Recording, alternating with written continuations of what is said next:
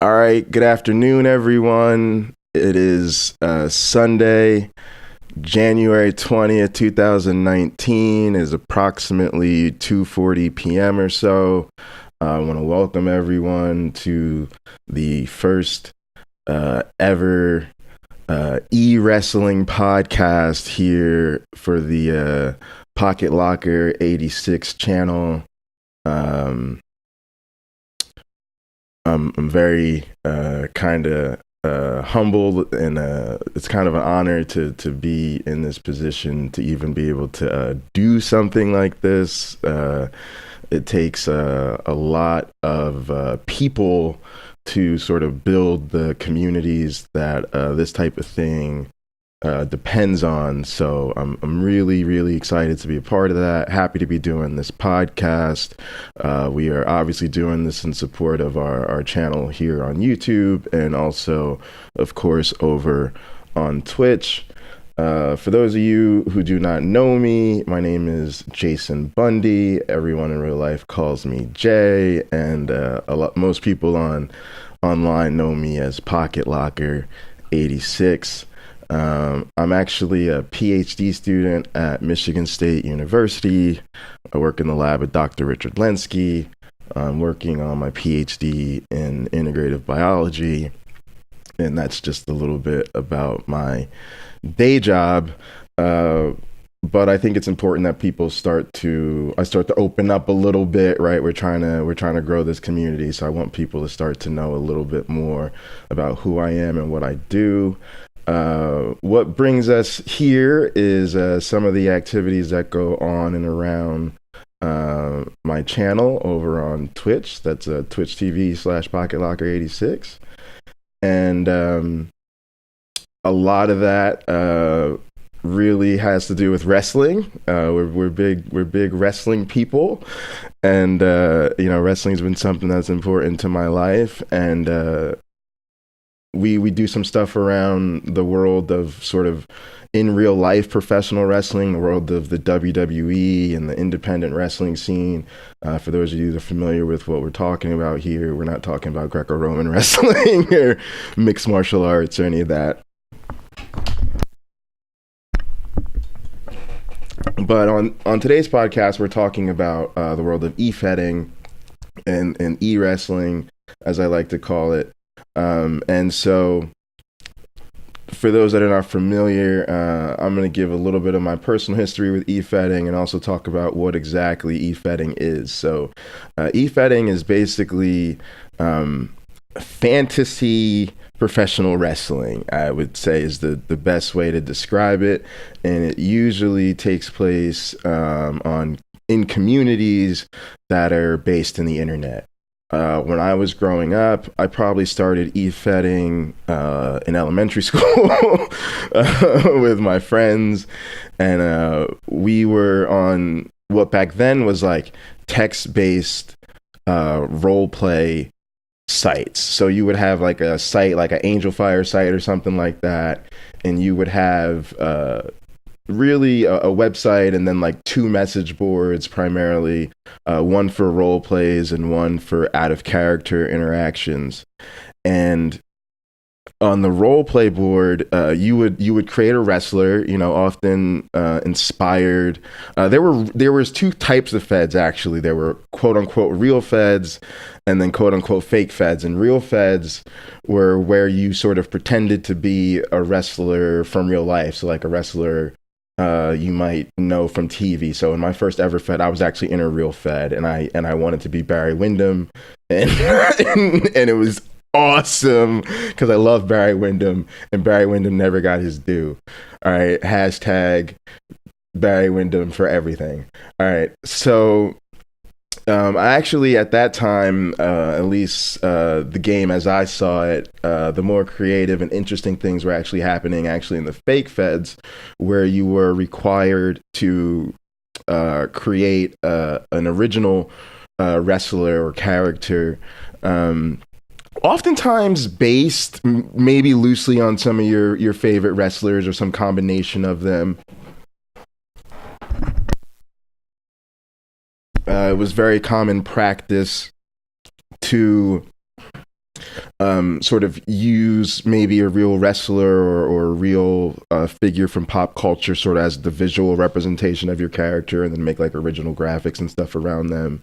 And then you would write role plays. Like, for those of you that have ever watched professional wrestling, you know that sort of promoting the fights and sort of the interviews that the wrestlers do about each other are a very important aspect of the product. And so what you would do in a role play fed was you would write out a text-based role play on an HTML board.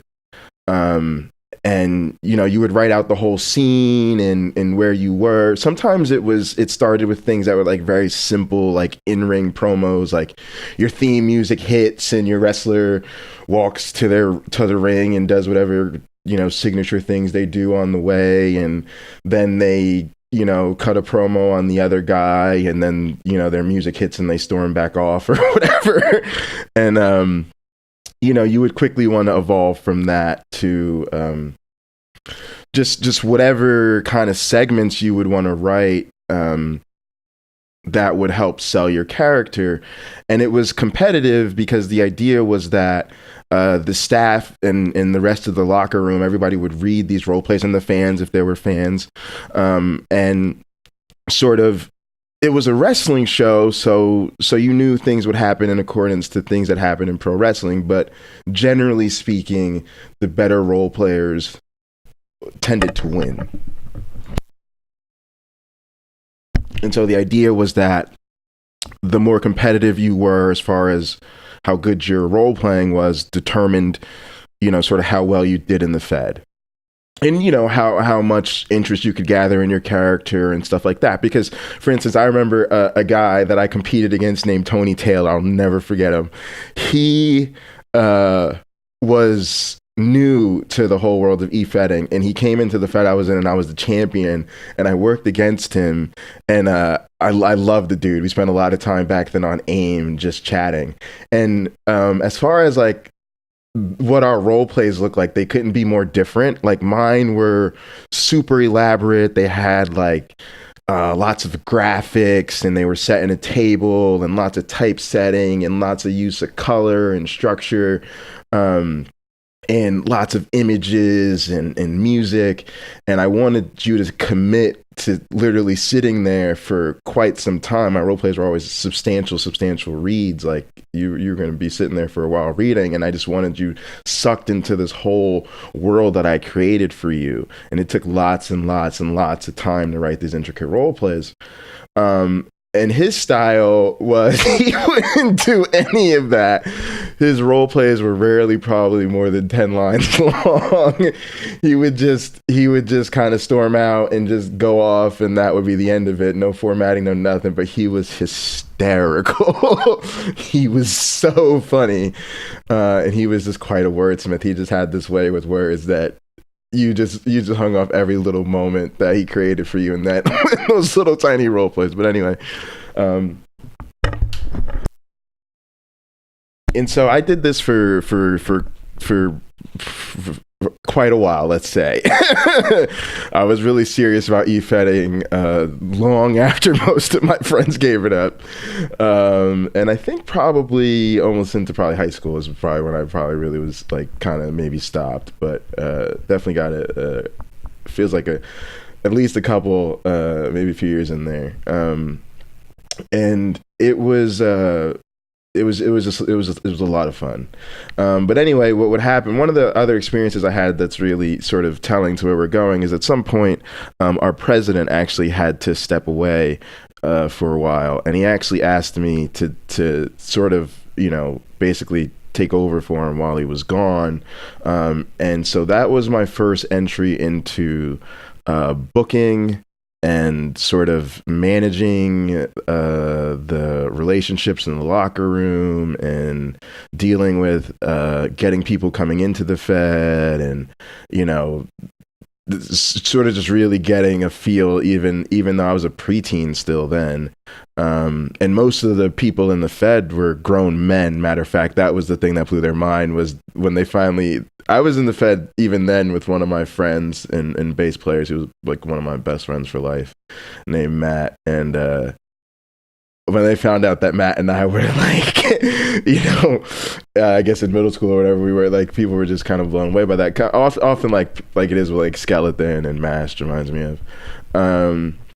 But anyway, part of that experience was writing the cards. So when you wrote the cards, you had to write out the commentary and all of the scene and everything that happened, write out all the moves. So you had to basically learn how to write matches and call matches and what a good match reads like what is a good match, what is the script of a good match. And it's just sort of this education in the wrestling business that you don't, I think I took for granted at the time. I don't think we realized how cool it was. Everything we were doing, we just were like wrestling nerds, and it was just super fun. But that's sort of where I got a passion for really sort of understanding sort of the inner workings of the wrestling business, sort of behind the curtain and all that kind of stuff. And it was at that time, the early days of the internet wrestling community, where we were getting into the rap sheets and the dirt sheets, and we were finding out, I think the world was finding out so much about what went on in the wrestling business in a way that just hadn't really happened to that point. So it was kind of a unique time in history for the whole game. In that world of e-fedding has evolved now, in large part due to the advances on the video game side of things, to the point where we now have these games that allow us to really create these wrestlers from scratch, and then to build characters and stuff around them. And so and social media, right, and everything else that's gone on, as far as just the world being a very different place now than it was then. But in the world of e-fedding, right, we've got to really give a lot of that to changes that have happened around the video games. And so now what you see in the e-fedding world, and it matters to what we're going to get into today, is to understand the different sort of forms that e-feds take today. You have something like we'll be talking about online championship wrestling, or OCW Fed, which is an e-fed that I'm a part of. And OCW is very much the text-based role play driven fed I was talking about from my past. But now we make the characters, we make the wrestlers in the WWE 2K series games, and we actually then are able to use custom arenas to sort of actually do our matches together online, and then we submit the matches along with the text-based segments, sort of the backstage segments, the interviews, the training segments, and the character development segments. We kind of submit all that to the staff, and then the staff puts it together and makes a show, and that show is released. Okay. And so I'm a rookie in OCW Fed. Some of the other people affiliated with my channel are in OCW Fed, and it's a super ton of fun. But I'm a rookie, so it's my first season active in OCW Fed, and OCW Fed has been around for like over 14 years. So I don't want to in any way be taking credit for OCW's expansive history. It's just something very exciting for me to be a part of. But that is sort of a really important manifestation of sort of the modern e-fed model. And I'm going to contrast that now with um, a different eFed model um, called sim leagues or sim feds. And a sim fed is a federation where people again create their wrestlers and build up the characters around them. Sometimes they use role plays to build up the promotion and sort of make the experience more interactive and social. But that's not necessarily a requirement of all sim feds, but a lot of them certainly do. Sometimes they're just sort of run on people's on their Twitch channel or on their YouTube or whatever. And sometimes, people do it on the game and then they put the content on Facebook. There's all sorts of ways that SimFeds go about handling their business. And basically, the idea there is that you don't actually control your wrestler in the matches, but rather you submit the character, you submit the wrestler, you may submit the role plays, but then the person, whoever's running the Fed, just simulates the matches, right? And this came about kind of out of necessity because we weren't always able to play the games against each other online. And so it was sort of like, hey, one person could sort of do all that and get it all out, and they would just let the computer, the AI, the artificial intelligence, handle the matches. You would basically call it sim the matches, maybe do commentary or whatever. Sometimes not. SimFed started. You could just post the results. You could just post the results and keep it moving. But obviously, in a really good SimFed, you would show the matches and maybe add commentary and all that kind of stuff, and then try to build your promotion and your storylines around your shows and build to your pay-per-views and then get your rivalries and all that kind of stuff going, right? So those are sort of two different manifestations of the contemporary eFed. My impression is like there are a lot of sim feds. There are not many things that I know of today going like OCW Fed. I know there are still traditional straight up text-based role play feds going. I've checked out some of them. So let me talk a little about how I got into this place so that we know even why I'm here. I actually started doing this stuff because I wanted to create an eFed like OCW Fed. I just missed eFedding, and I was poking around the internet to see what people were doing, and I was seeing some really good text-based feds, and I was like, man, people are really still writing good role plays. Like, this world is still really active, and there's a lot of people doing this, and I felt like it was actually getting better. And I was like, man, I really want to get back into this. And I was just so sick of feeling like I wasn't really doing anything super active in wrestling anymore. And I thought it would be a super, super cool thing to like build content around. And so I actually started writing notes about what this whole, I called it an e-promotion, what this e-promotion was going to be. And I had really decided it would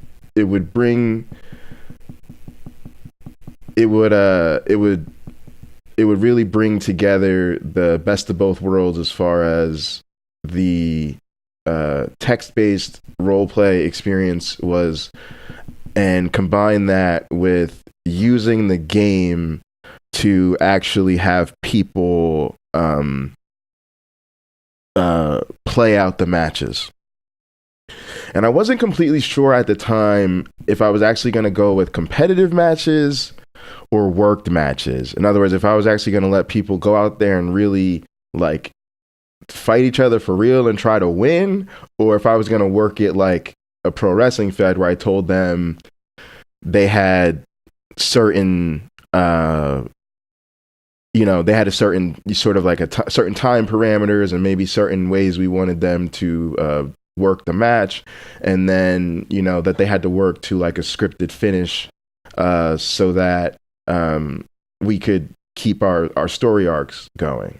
That was sort of something I hadn't made a final decision about. I actually decided one of the things I wanted to do was I wanted to start batting the idea around with people, and then based on who I was talking to, I wanted to get their feedback on what they thought would be more fun, and then I would just go with whatever people thought was cooler, right? Because that was the point, right? I wanted to build something people thought was fun, so I was like, oh, people will get the difference, and they'll be able to like tell me which one they think would makes more sense to them, or would be more interesting.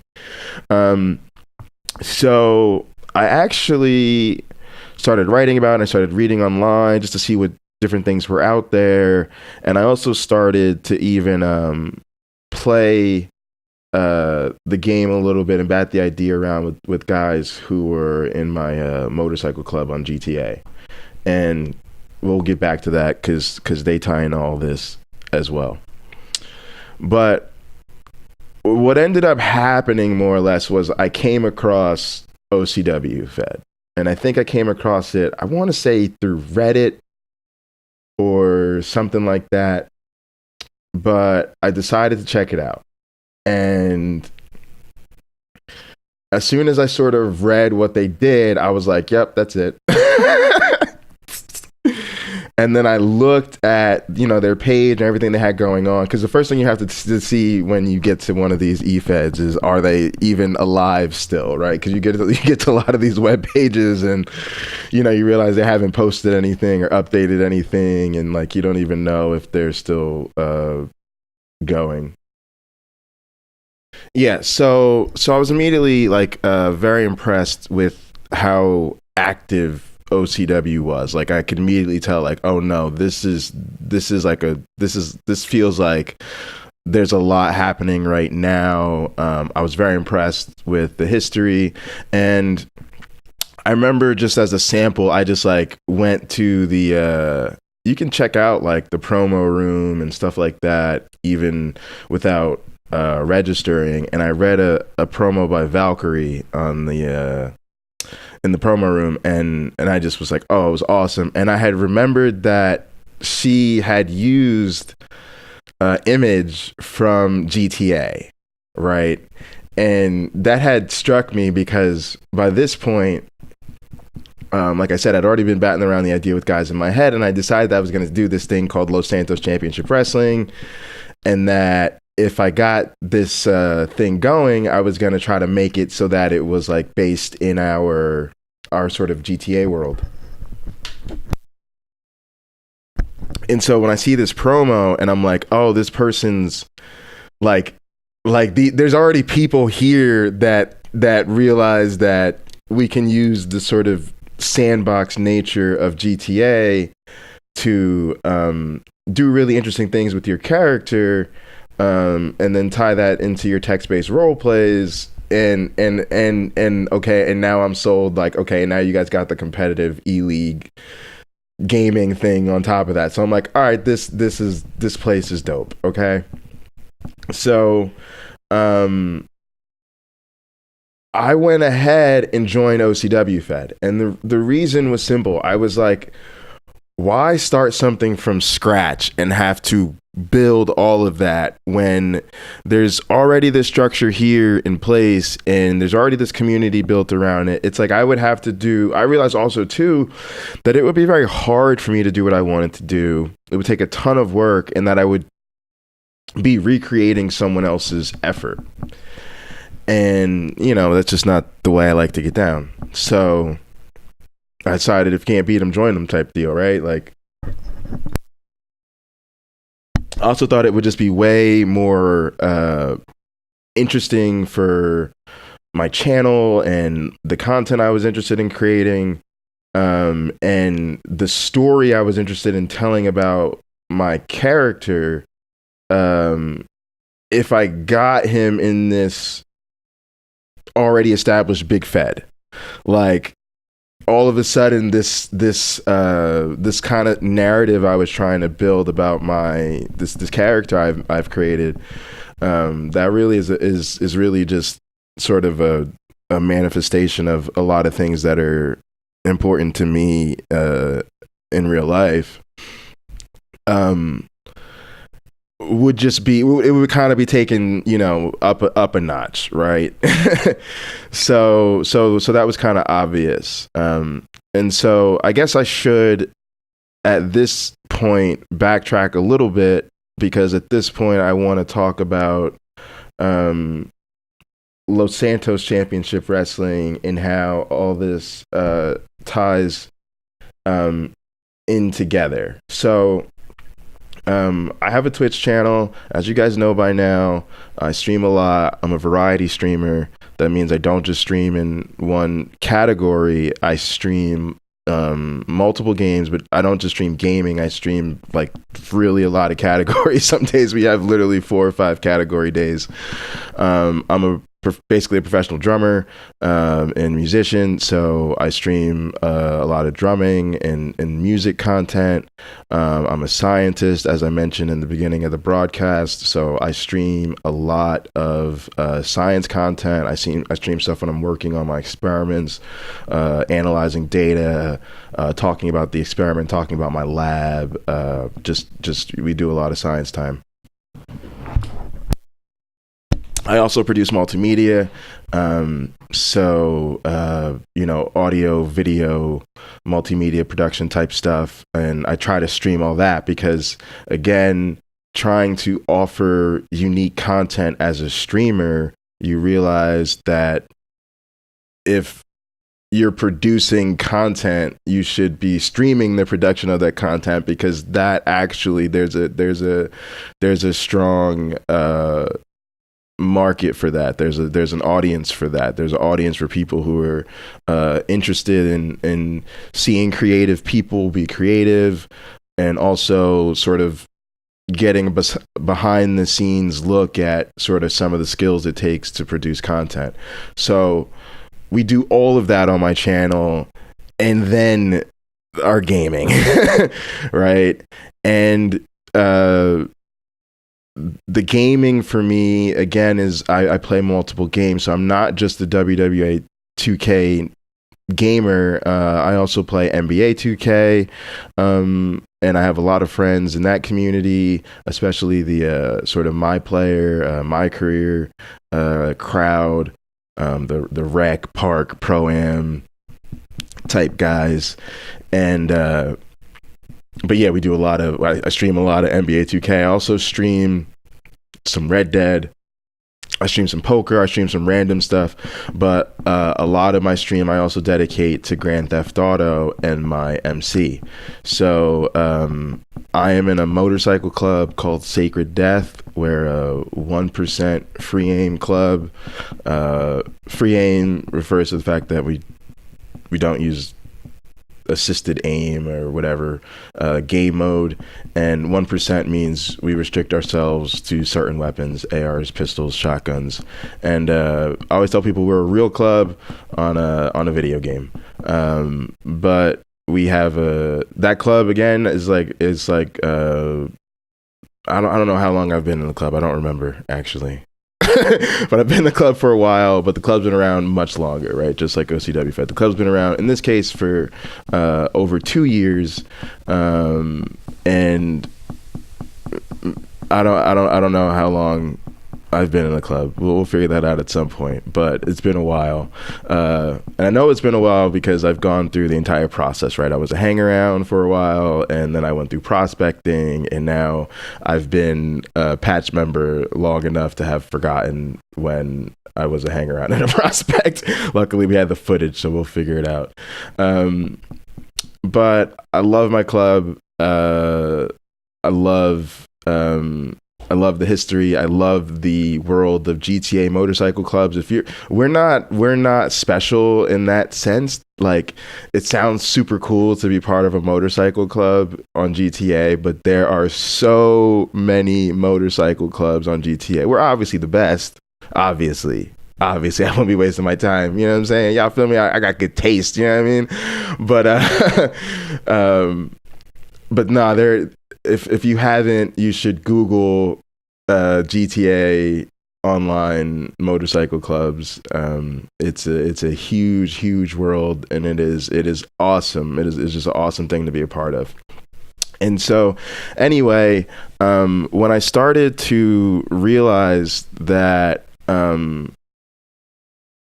I just loved being in the club, but I wanted to create a lot of multimedia content around my life, but I wanted to use games as a platform to create content. The idea is I want to talk about my real life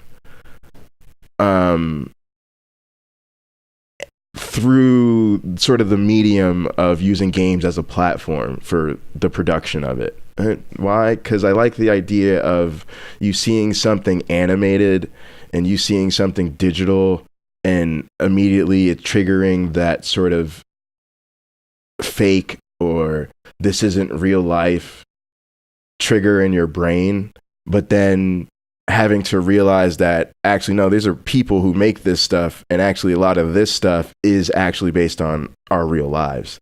And so there's kind of like a little meta there that I just find incredibly compelling. So and also it was a means I had to me. So I always wanted to create multimedia. I always wanted to, all right, so the Outlaw Prince is really me.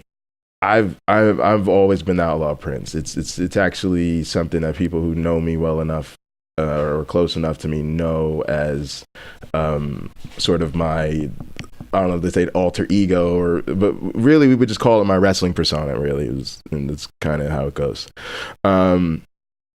But the things you see, like the story of this character, and the character I'm talking about, for those of you that are familiar with LSCW or OCW, is Keith Hendricks, Purple Haze Keith Hendricks. He's really based on me, right? So his story is that he's a scientist who has moved to Los Santos for grad school. He's in Los Santos because he attends the University of San Andreas, Los Santos, for his PhD. And anybody that knows the real PhD life knows you go where you're accepted and you go where the work in your field is. And so just like I ended up at Michigan State because the guy that recruited me to be in his lab, and in my case, I work in an incredible lab run by an awesome primary investigator who's one of the top researchers in my field and an amazing mentor and human being. He happens to be at Michigan State. And so working with him means I'm here in East Lansing and there's nothing you can do about it. So, right. So the story is my guy has to go to Los Santos because that's where his lab is. Okay. So that's that story point. Okay.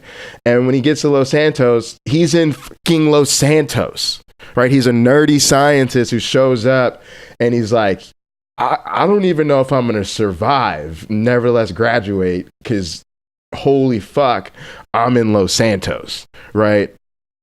And just like me, he loves wrestling and he loves motorcycles. And just like me, he starts his motorcycle life with an orange moped. Just like in my garage, I have an orange moped. And I ride it. It's a 150cc. It's legally a motorcycle. Thank you. I have my motorcycle license. Thank you very much. Get motorcycling on my fast ass moped that'll do like 60 and smoke your moped, bro. So look, our mopeds don't say because Pocket said he got a moped. Don't think you could just roll up on me with your moped. You gonna get this work. You bring your moped next to my moped. My moped don't play nice with other mopeds. I got that big boy moped. All right. But anyway, I plan to one day start a motorcycle club, actually, and it's gonna be called, well, the original name was Dark Knight Riding Society, because again, it was based a lot on this Outlaw Prince character who has a lot of the ethos of the Dark Knight. For those of you familiar with the philosophy behind the Dark Knight, which is actually the Black Knight rather, which is a trope manifest in Dark Knight. For those of you that love Batman, but people know this. Like I have coworkers that literally call me Batman because I'm always rocking my Batman hat. Because I got to be in my Dark Knight gear. It's just like literally my life. Okay, so that's me. I'm a scientist, wrestling nerd with a passion for fucking motorcycles, and I want to do all of that, right? And be that professor that rolls up on my fucking Harley, like, what up, y'all? It's time to do some science. And then and then I got a concert this weekend because I got to get my rock star on, and that's just how I live life. But anyway, I always wanted to. I'm in the multimedia creation, so I always wanted to make this like story, this essentially movie about the outlawed prince, and a lot of that movie has the ethos of like the wrestler and peaceful warrior and a lot of the things that go into my sort of creative inspiration for this character. But anyway, that character, I always wanted him to like either try to become a wrestler or like get into wrestling. Like that was always a big part of his story, was that he was like me. He was going to be a PhD student. He's trying to get through grad school, but at the same time he's trying to find himself, right? And he's trying to awaken himself and really push himself to become the man he's always wanted to be. And he realizes that if he doesn't do it, you know, he's always gonna regret not really pushing it to the limit. And so, you know, he ends up, you know, really going for it. Like, I'm gonna live this life. I'm gonna ride. I'm gonna be a fucking biker. I'm gonna be out on the road. I'm gonna fucking wrestle. And as I'm, you know, actually, so I have a friend named E. Got to shout out my man Easy E, one of my 2K, my NBA, one of my basketball homies, one of the dudes I hoop with on NBA 2K. Shout out to all my 2K friends, but especially Easy, Herd, Cloud, my team, right? Easy and I were teammates, so we really played 2K together like day in and day out, all night. Like, it's one of my real homies on PlayStation. He actually started riding with Sacred Death, and he became a hang around for Sacred Death. And because we were such good friends, he like already knew my whole deal, and he already knew I wanted to be an MC. He knew I rode. He knew all of that. He knew I played GTA, and so he was like, "Yo, you should check out this MC thing with me." And I was like, yo, I'm there. Like, say no more. I'm in. Like, and so I started hanging around with the guys, and I just loved it. I was like, yep, this is for me. This is where I should be. I'm into it. You know, I want to be a part of this club. And to make a long story short, Easy ended up not going all the way through with joining the club, just because of some, you know, because he wasn't playing the game that much.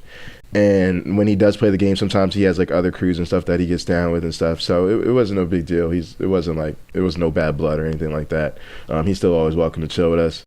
And I still, you know, play 2K with him and stuff like that. But I stuck around. I stuck through it. I really wanted to be part of the club. And I'm really glad I did. Because those are a lot of the guys that I spend the most time with. And I feel close to my club. And it's awesome to be in a club that has real history, real membership. You know, we get together for church every Sunday, and sometimes there's easily, you know, 10 of us around the table that have just really all about the same thing. We're all of a single mind. We're all about our club, you know?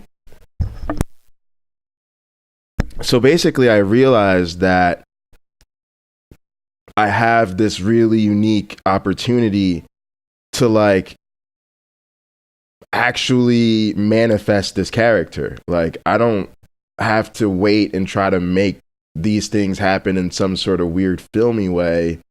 If I would just tweak my vision just a little bit and realize that the games are giving me access to the content I already want, then I can really start to tell the story of this character right now. And I can start to live and show people and expose people to my life through what we do on my channel, and that people will start to maybe understand where this is all headed as they see me creating it and making the content real, right? So it's like we've all been on this journey together, and certainly um, the people that I'm really lucky that have been around my channel a lot and have supported it really get this. Like they don't it's actually weird for me to think about it, but like the stuff I'm saying right now that I'm trying to explain to the world, which sounds kind of complicated, is like trite, and they're like, Pocket, get to the good stuff already, because we already know this shit. You know, but it's because they see it on my channel. They see me do science, they see me with my club, they see me wrestling on WWE 2K. They ask, oh, so this is the character? Yes. They see that they look the same. They hear me talk about to my club about how my character is a scientist. They hear me talk to my club about what's going on with my wrestling. They hear me talk to people I wrestle with about what's going on in my club and about being a scientist. So we've just gotten used to like, oh, this is what it is, and that's who Keith Hendricks really is behind the scenes, because we all know Keith Hendricks is really just Jay anyway. And so that is where I wanted to create this tie-in to where if I was gonna do something still on my own, or something was gonna happen on my channel, where necessarily I couldn't pull the strings and control OCW that way. I wanted to be doing something that, one, I didn't feel was going to be competing with my interest in OCW, and two, I wanted to be doing something that could really tie everything together for me. And that was Los Santos Championship Wrestling. That was the idea of using WWTK to start a fed in the universe that we could say was happening in Los Santos, San Andreas, and go from there, right?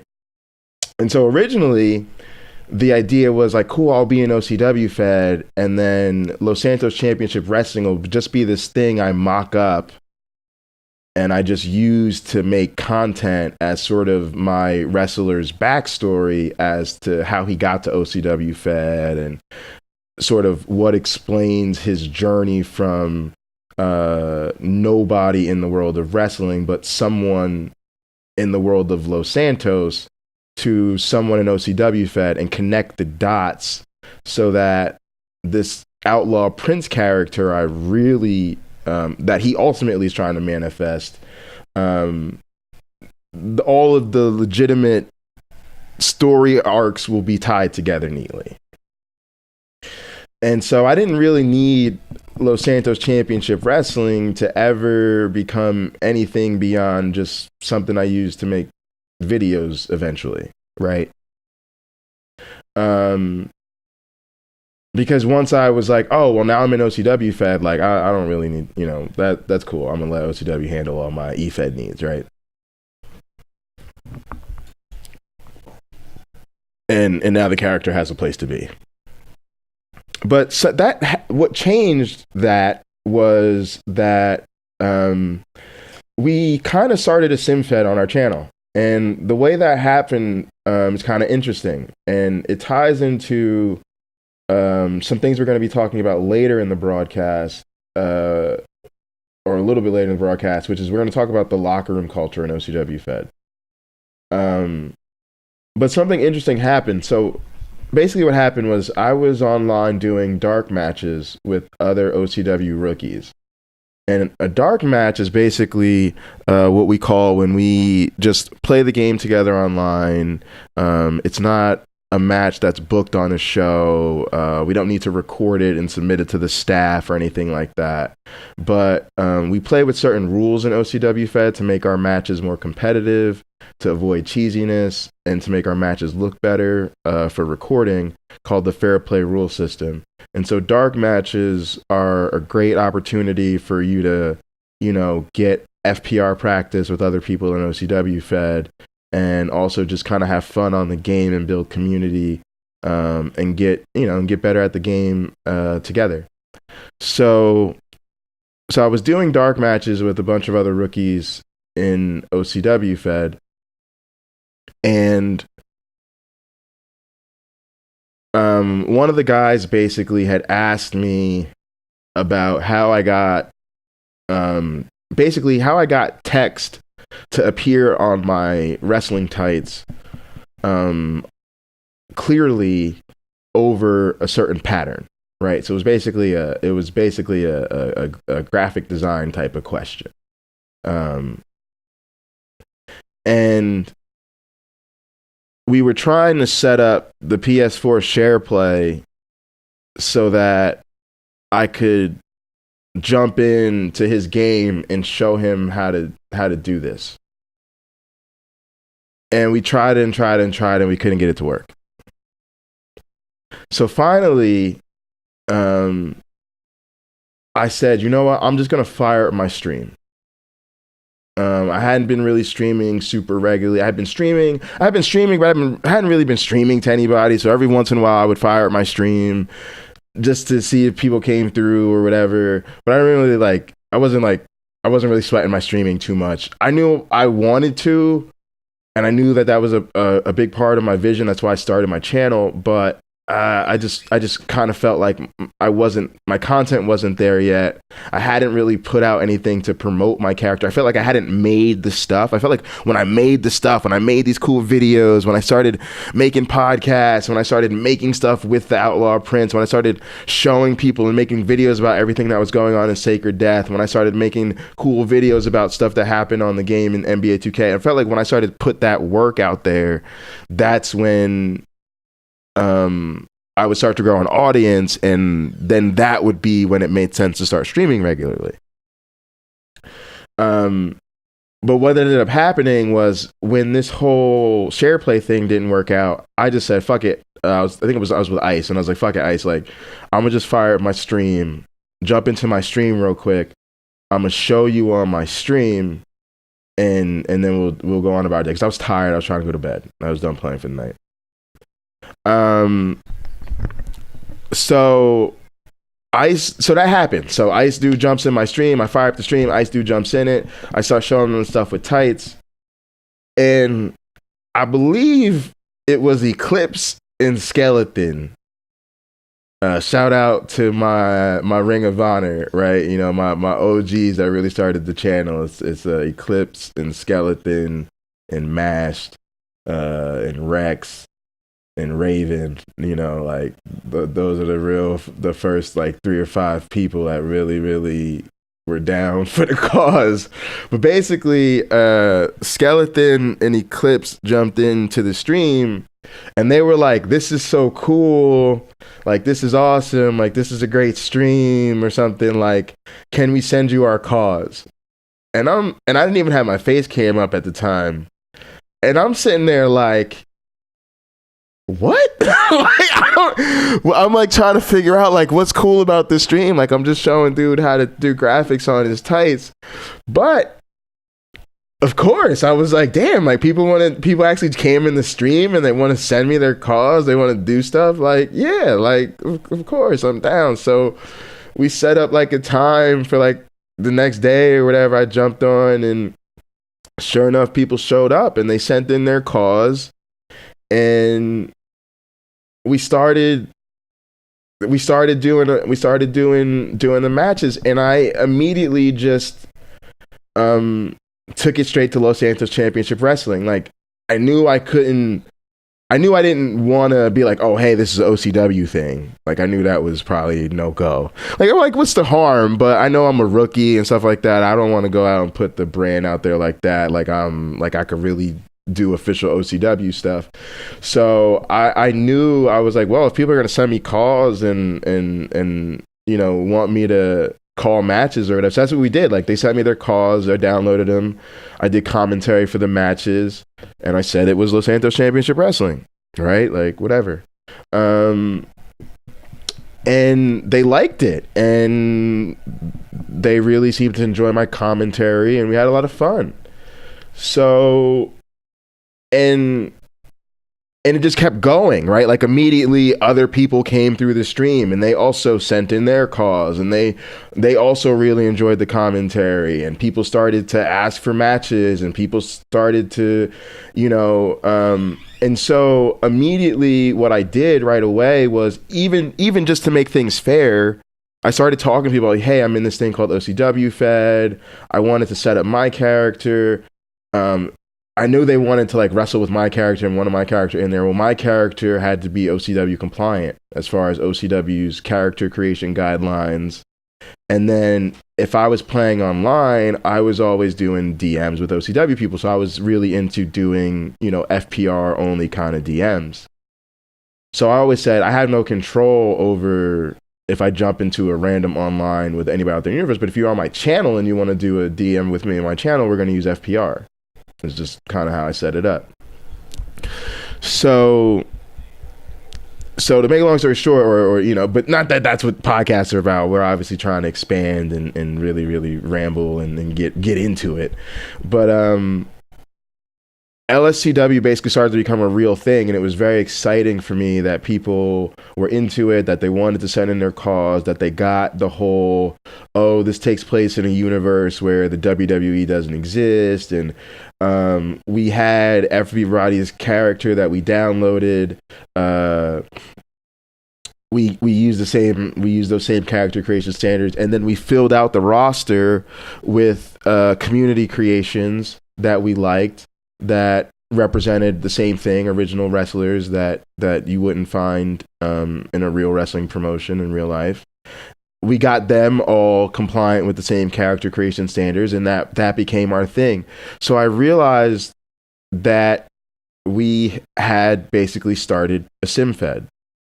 And that was cool. Everybody was down with it. We were doing matches and cards like every night, and everybody like loved it. It was awesome. I was playing people could send me what theme music they wanted to use. I would play the theme music on stream. Then I would do the commentary for the matches, and then I would always get in a match or two that I would play out with my character. We were just having a ton of fun.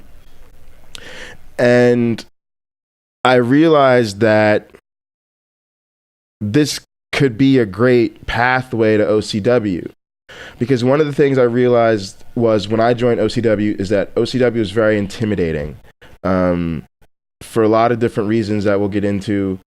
It's just a lot to take in. There's a lot of rules.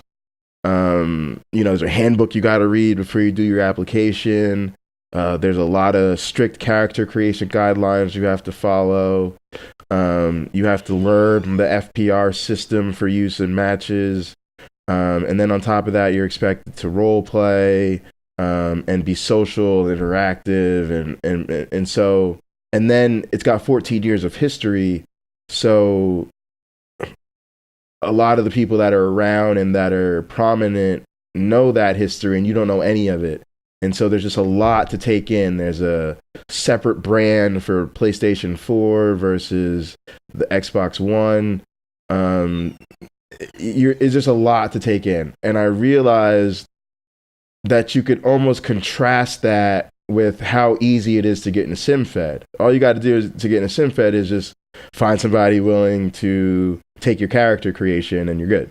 Right? You just, hey, can I send you my call? Yeah, sure. Right? And some people can't even send you their calls because they don't have the game, or they play on a different platform, or they haven't bought the game yet, or whatever the case might be. And they ask you to make characters for them. And so you, or sometimes Skeleton or Mash, like somebody on our channel could make a character for them. Okay. But it was relatively easy to get going. And people just wanted to see their wrestlers and have fun with it. So they could do that. And then the people that were interested in more, in other words, the guys that wanted to start doing matches online, and the guys that wanted to start to understand how did OCW Fed work, because people would always see us and hear us talking about OCW and see OCW things happening on the channel. It was like, well, I would read the FPR rules, and we were constantly explaining FPR on the channel. Like if you've ever seen us do DMs on Twitch, we're always explaining the FPR rules to the audience. So now I had people in Los Santos Championship Wrestling who had characters that they were invested in that were already OCW compliant. We even, as soon as 2K19 came out, we took all the 2K18 characters and made them. We updated them with the new character creation guidelines, right? And we updated the new FBR rules and all that kind of stuff. All right, and now these same people were already knowing FPR, so they could already do the matches, and they already understood how all that worked, and it was easy for them. Literally, there are 13-year-olds on my channel who know FPR. 13, 14-year-olds, right? It's not that complicated. And so I realized, because our plan had become, once we picked up momentum and we really had people that were coming to the channel every day and looking for matches and wanting to know what they missed when they weren't there and all that kind of stuff, that we needed to start a website. We realized we needed to make content and we need to start a website. And that's on me because I still haven't started that website. I've just been super busy, but we are going to fire up that website. And also, I had to wait. I had some financial stuff going on, so I had to kind of wait. And I also have an IT guy, so there's reasons. It's not that I've forgotten or pushed it off to the side. It's that I had to wait to certain things get taken care of so I can do the website the way I want to. But that is a thing that will be up in the next couple weeks. And I'm committing that today to make sure it gets up in the next couple of weeks. But it'll go up to coincide with us actually launching LSCW's official show on YouTube. So when you see the show, look for the website. But what I realized was that if I simply put a role play board on that website, and that's the exact plan of what we're going to do, is we're going to add a role play board to that website. That was the only real big piece of the puzzle missing. And that role play board, unlike in OCW, you will not be expected to role play in LSCW. It's just there if you want to take a shot at it, right? Like, I don't need you to role play to tell LSCW stories. I'll handle that. But if you want to, and you want us to feel out your character, and you want to develop your character more, and you want to build up a certain feud, if you want to build up a rivalry, if you want to put your character into a program with another character, I will give you that space and that platform to role play in an environment where it's very little pressure, and you can actually start to get feedback on your role plays, right? So, like Mash says I write promos. Well, I'm glad Mash is in the chat. So we are actually streaming this recording live on Twitch, and Mash is in the chat, and Mash said I write promos. Mash, you were the inspiration for me doing that. I realized that people already know that writing promos is a big part of the game, and they're actually excited to do it. And Mash had the idea of sending in promos for certain matches, and then Mash created a general manager for LSCW, and Mash wanted to have promos for the general manager, and he wanted to have promos to build up our World Cup, and promos to build up our pay-per-view, and promos to build up different things we were trying to do, because Mash puts a lot of work into our channel. He picks our themes, he's our general manager, he's our mod, and so of course I'm gonna be like, yo, Mash, of course you want to send some promos, send me some promos. And Mash sent me some good promos, and I was like, man, I gotta really work I have to work his promos into the show because they're really good. And then I realized, light bulb, just put up a promo board on the website for LSCW, and then everybody can submit promos when they want to. If you didn't, you could submit a promo now. You just had to send it to me in Discord. That's fine. So it's not like you couldn't promo, right? Like Mash said, Mash was already sending a bunch of promos, and they're all really good. So I basically realized we had something that could serve as like a developmental territory. For those who don't know what I mean, in the real world of wrestling, the big honcho is the WWE, World Wrestling Entertainment, WWF, for those of you that live under a rock and haven't watched wrestling for fucking 20 years. But if you don't watch wrestling and you haven't watched it since the WWF, but you watch me and you watch wrestling content on my channel, you're fucking amazing and I love you. So I will gladly catch you up to speed because it's wonderful. And that's what I want this to be. I want people to get their wrestling fix through what we do in e-wrestling, even if they don't care for the current product in the real world. That's exactly where this is going for me. For those that don't see the fucking vision. All right. But what I realized was that so WWE has this developmental. They've always had developmental territories. The idea of developmental is not new. The WWF used to use other smaller independent territories that they had exclusive talent development contracts with as developmental. And WCW back in the day had its own in-house thing called the Power Plant. All right. And New Japan has always had the fucking dojo. Okay. So wrestling promotions have always been interested in either having sort of auxiliary promotions or in-house training systems to develop talent, right? Because you need fucking fighters, right? If you're in the business of promoting fights, you need fighters. And if you find talent that's rough around the edges, you want to develop it before you invest heavily into it.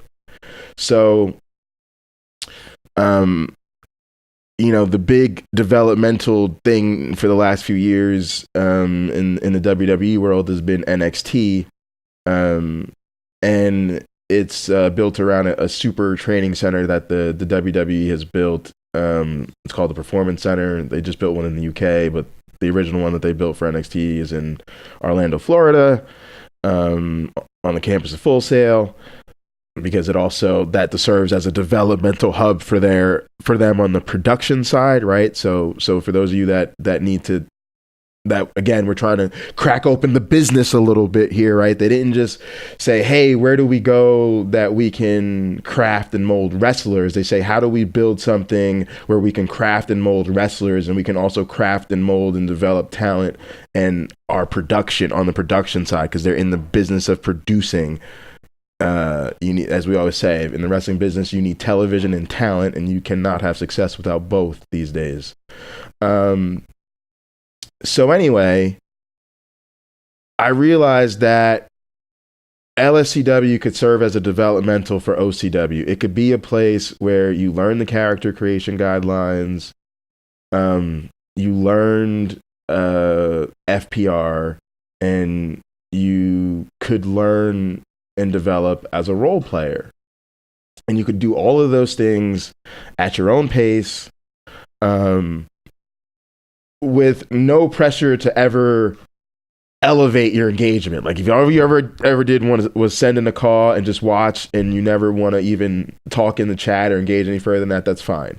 If you want to, send in a call and do a DM every once in a while, that's fine. If you want to go all the way and, do like what MASH does and create multiple characters and do DMs and help book matches and events, and also send in promos and develop characters, go for it and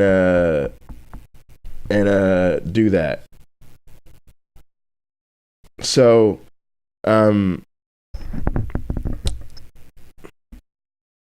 let me just say that before we even really got going, that idea was working. Specifically, what I'm saying is, before I ever had my first match in OCW, and again, we're still in this period before I've ever really started to release any serious content, as you guys know from the dearth of content on this YouTube channel, that people who were on my channel on a regular basis were already joining OCW. So Skeleton, who is a little below our age limit in OCW, but is 14 and wanted to send in an application, even despite the age thing, submitted an application and was approved. Skeleton has another character that everybody that we were doing DMs really liked, and Regal, one of the other rookies who just got promoted to wrestler in OCW, took over Skeleton's second character. So before I ever debuted in OCW, if you include, somebody else from my channel has already joined OCW, and if you include characters, like there's two new people on the OCW roster that are a direct result of, hanging out on my channel, doing stuff in LSCW, catching the OCW bug, and wanting to join OCW. You also have Mashed, who's a mod on my channel who wants to be in OCW but is, again, too young. He's 13. You have Chapo, who's another mod on my channel who's interested in OCW and actually went out and bought the game. Didn't even have WWE 2K19, but went out and bought the game just to create a character to get into LSCW, to get into the pipeline, to get ready for OCW. So I'm not saying this to boast. I'm saying to make the people who I think have maybe been around some of the things around me in OCW, but haven't really understood all this. I want you to just see that this is not something that is some pipe dream. This is something that's actually really happening and is actually really already contributing to growth in OCW, when I've really done next to nothing to even promote it other than fire up my Twitch every day and just be here and just be honest about who I am and what I'm doing, right? So that's that. All right. I mentioned that to say that is, to me, the tie-in between Los Santos Championship Wrestling and OCW. So if you tune into my channel, or you haven't tuned into my channel, you don't know what I'm doing, and you see that I spend a lot of time. So now I'm going to talk about things I do with my time. We spend a lot of time on Los Santos Championship Wrestling. We're doing that because we've already seen that it helps the world of OCW. We've already seen that it gets more people into this really cool universe. It gets more people creating these awesome characters. It gets more people using fair character creation standards. It gets more people using FPR. Okay. And we have other feds. So Skeleton has a universe. Mashed has a universe. Other people are fans of this and are creating their own universe that they can create content around, that they can create streams around, that their friends can join. Just like when I started e-fedding, I didn't start e-fedding in a vacuum. I started e-fedding with like 4 or 5 friends that also e-fedded all the time, every day. And 2 of us became more serious than the rest of that group. And I probably stuck with it a little bit more than even, than Matt did or whatever. But, ultimately it's a community type thing. And so my point is to say, this model works. It's exciting to people, and give it a chance and think about what we're trying to do before you're so quick to criticize what you might perceive as a lack of effort or lack of engaging in OCW according to how people have traditionally engaged in OCW. Just because you don't see certain things doesn't mean things aren't happening. People might be making moves that you're not aware of. And they might be making those moves towards ends that you don't see or fully appreciate yet. And when you come out your skin and come out your face and you start talking about people, not only are you sometimes doing things that are counterintuitive to the growth and progress that people are trying to do, you're doing things that are actually discouraging people that are the very community you want to be encouraging. And that's why we're discussing some of these things. We're discussing some things because there's some things that have happened recently that have been frustrating. And so we're going to kind of deal with those things because they're now things that concern me. And we're going to talk a little bit about those. And that's gonna probably wrap our e-fedding podcast for the day. But to lay the groundwork, I needed people to have a little bit of an idea who I am. I need you to understand a little bit about my life, about my stream, about my gaming cruise. I need you to understand about my motorcycle club. I need you to understand the character and the intimate nature that that character plays into my life and my professional life, right? This is something my boss knows I stream. My boss knows about my Twitch. My boss knows about my character. My boss knows I want to make movies. My boss knows I use the game to produce stuff. And a lot of the stuff that I'm going to be doing with my character when I present his research is I'll be presenting real research. I always, I always talk to my science colleagues about using games and using this role play world to communicate about real science. And that's one of the cool things that, again, gets back into the meta of all of this. So I have a lot of my career and personal ambition at stake in these endeavors. And that is precisely why I take them so seriously.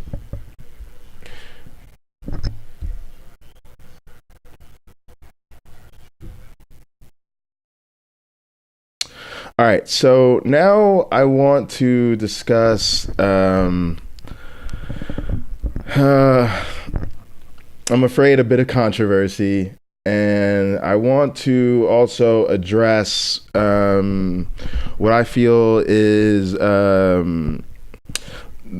I just want to talk about the locker room culture in OCW, and I want to be clear that my goal is to facilitate discussion and reflection. I'm not here to point fingers at people. I'm not here to make people feel bad, with maybe one exception to that we'll get into. But for the most part, I'm not here to make people feel bad. I'm certainly not here to blame anybody for the way things are. So let's get into that, okay? But first, I have to get a few things out of the way about what I'm going to say, because people are sensitive and people are going to get up in arms. So I'm gonna put my disclaimers out there, and when I catch grief, I'm gonna refer people to my disclaimers. They're gonna ignore the disclaimers and hear what they want to hear anyway. But I'm gonna go ahead and say what I gotta say. So let's start with a few things that people need to understand about me, about my feelings and my understanding of things. I think OCW Fed is the coolest shit ever. Let me repeat that. I think OCW Fed is the coolest shit ever. I'm under the impression there's something like 50 fucking people in OCW.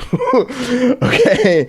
Like, to get that many dozens of people to all be about this thing is incredible. To have 14 years of history, over 1,000 shows or whatever it is unbelievable.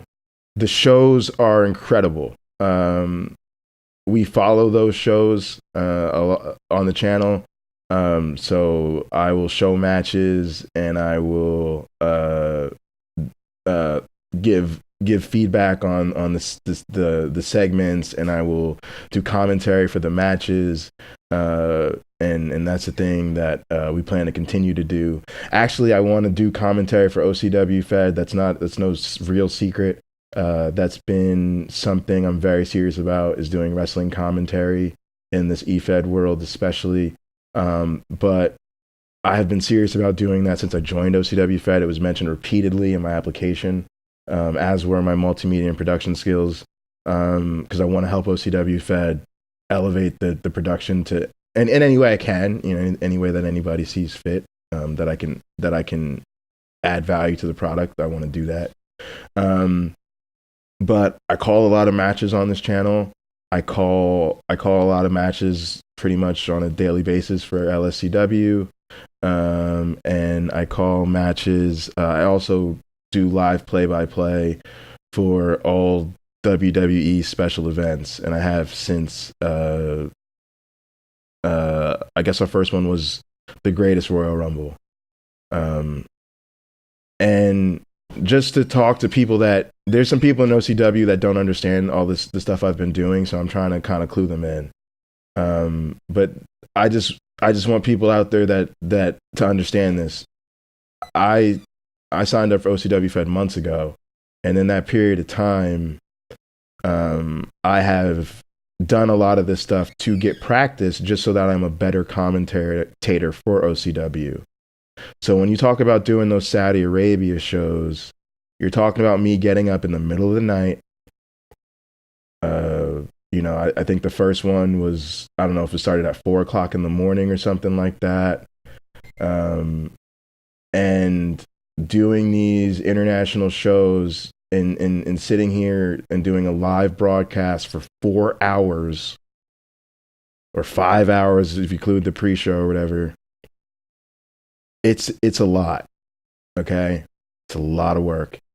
And I, like I said, I've done every single one since. So, Survivor Series, Royal Rumble, and the Survivor Series, the Royal Rumble's coming out. Survivor Series, TLC, whatever else they've had, the Saudi Arabia show, Crown Jewel, the NXT takeovers. Okay, I'm doing all that just so when I start doing OCW commentary, it feels like you have a legit commentator calling your matches. Now, I know not everybody's going to like my commentary style. I know not everybody's going to think that their matches are better with me calling them, but I want you to appreciate that I take it seriously, that I'm putting my time in, and that a lot of what you may not have seen me up to, I've actually been putting a ton of time in to getting this. Like I have another craft, right? It's another craft, right? It's another layer to your game. Being a wrestling fan or having an e-wrestler does not necessarily make you qualified to be a wrestling commentator. If you don't believe me, just do yourself a favor, record yourself doing live commentary for an entire wrestling show. You will learn it's not easy. And I'm not saying that means you can't do it. I'm just saying it's a skill set, and just like any other skill set, it takes experience and practice. And it's another thing I do. Like even a lot of times when I'm not on stream, I'm watching other commentaries. I'm watching other wrestling commentators. I'm watching other sports. I spent hours and hours and hours watching combat sports just to understand all the different ways that people present fights. From a production side and from a commentary side. So, a lot of this, I'm going to start to get on my shit. I'm going to start to be like, don't come at me. You know what I'm saying? Because if you come at me like you don't think I'm doing shit and I'm out here on my grind, I'm going to correct you. And I'm going to quickly let you know exactly what's up. So this podcast is a clean slate for everybody. I'm taking it as people didn't know, they didn't understand. There's been gaps in the communication, whatnot. It's all good. It's all love. There's no hard feelings, but I'm putting you on so you know, so you don't keep coming at me with stuff. Okay? I put time in to develop in my craft. We'll just leave it at that. Now,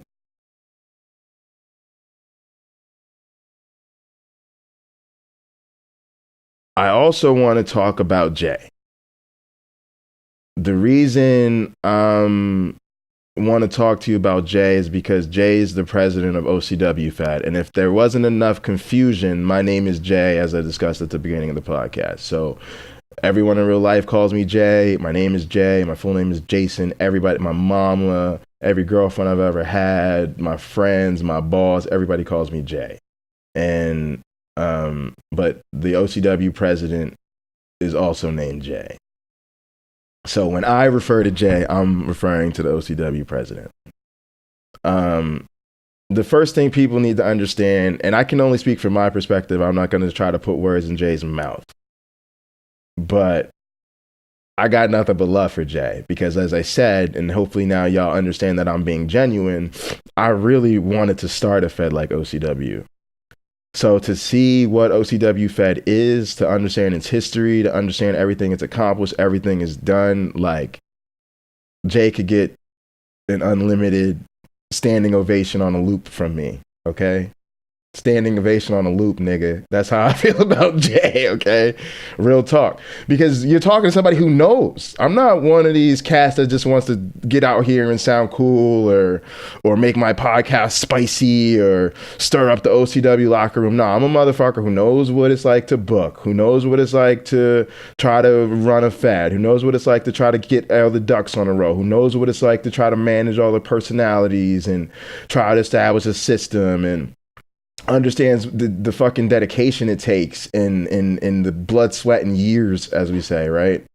And then I'm sure tears too. So please don't anybody have out there, when I say what things we need to say, or I think I want to offer some constructive feedback to OCW, I don't want anybody misconstrue it as disrespect, or I'm hating, or I don't like Jay, or there's beef between me and Jay. There's none of that, is, at least from my side, not even close to being near the truth. I actually love Jay. I'm thankful to have him, because it would be on us to do all that he does if he wasn't doing it for us. That's actually part of the reason I joined OCW, was because Jay was there, so I don't have to be Jay. I don't have to be the president and the owner of OCW Fed, and seeing all the things that go into it. I don't think that's a gig I'd want right now. I mean, don't get me wrong. If what OCW Fed needs right now is staff help, I'm offering my services to help be staff, because I want to be part of the solution and part of the growth and part of pushing the platform forward. But don't have anybody out there telling you I don't like Jay, or that I'm out here trying to criticize Jay personally. I got nothing but love and admiration for Jay, his hard work. And by the way, I think he's great at what he does. I think he gets it. I think he gets the business. I think he does a great job with OCW Fed. Even areas where I think OCW Fed can grow or be better or be different, I don't put that on him. And I just have nothing but love and admiration for him. It's just like the same way, if you criticize the WWE, people think you're criticizing Vince McMahon personally. Like, look, you criticize his product because you have to. It's what you engage with. But that means my hero, right? So let's all keep it in perspective. The other thing I want to say is that I love the people in OCW.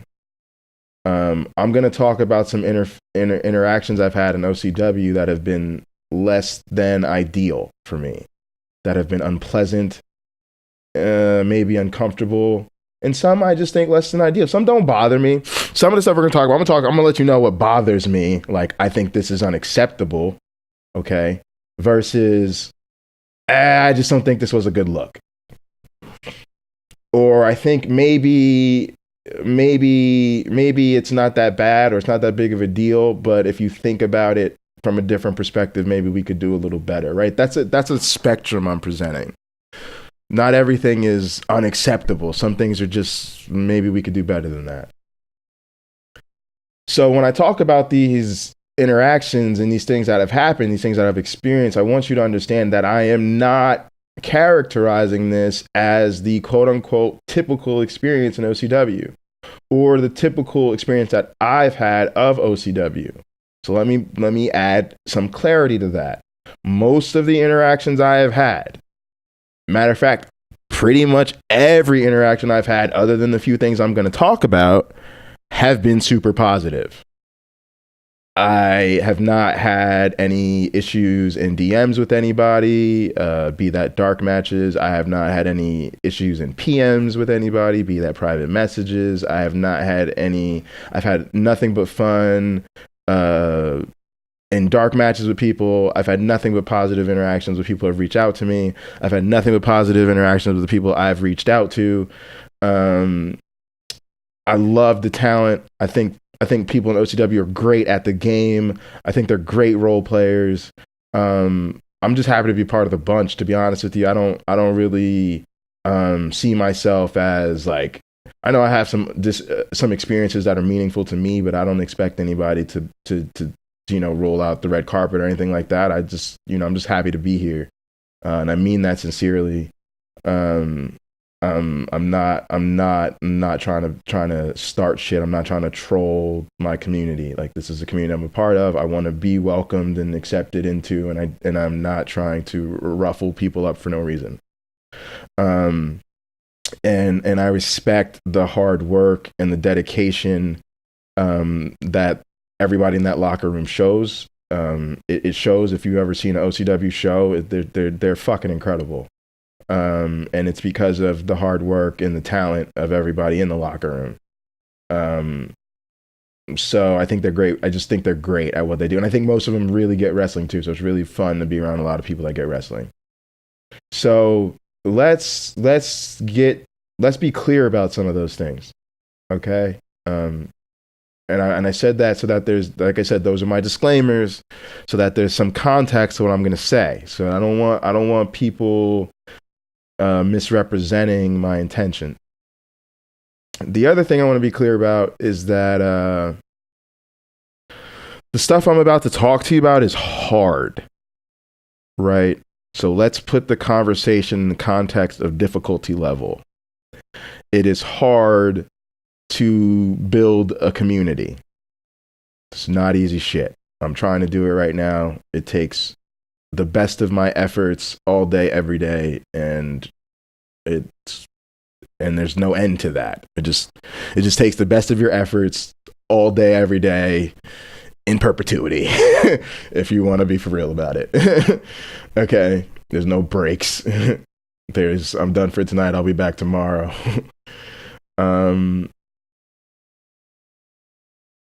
It is really, really hard to build a gaming community. It's super hard to sustain and grow a gaming community to the point that it ends up 50 plus people, 14 years, different people coming and going, evolving over the years, the way the games have changed over that time, the way the internet has changed over that time, the way the social media and the way we interact with each other has changed over that time, the way our culture and our world has changed over that time, to be able to ride all that and still come out looking like quite possibly the best e-fed on the internet. Please get at me if you think you've got a product you found on the internet that you think rivals OCW, because I just want to fucking see it. I would just be so impressed. I really just want to see it. I want to see it. I just want to see it. Please show me, because we're hungry to see what else is out there. I want to see what other people are doing, but I think they're rare if they exist. Okay. And then when you start to talk about the intricacies of the fact that all these people are wrestling people and they're internet wrestling community weirdos, like I love the way Pew put it on Jay's podcast this week. Don't pretend that being in a fantasy wrestling federation is a normal thing to do. But it's incredibly difficult. Anybody that knows anything about the wrestling business knows it's not easy. It's not easy to get over. It's not easy to develop a character. It's not, none of the stuff we're going to talk about is easy to do. So please understand that that the things I'm submitting, I'm criticizing, and I'm submitting that criticism respectfully. I'm submitting it saying, I know this is hard. I'm trying to give you feedback that might help. I'm not criticizing people personally for things not being perfect. It's just, we don't live in a perfect world. All right, so let's get to what's going on.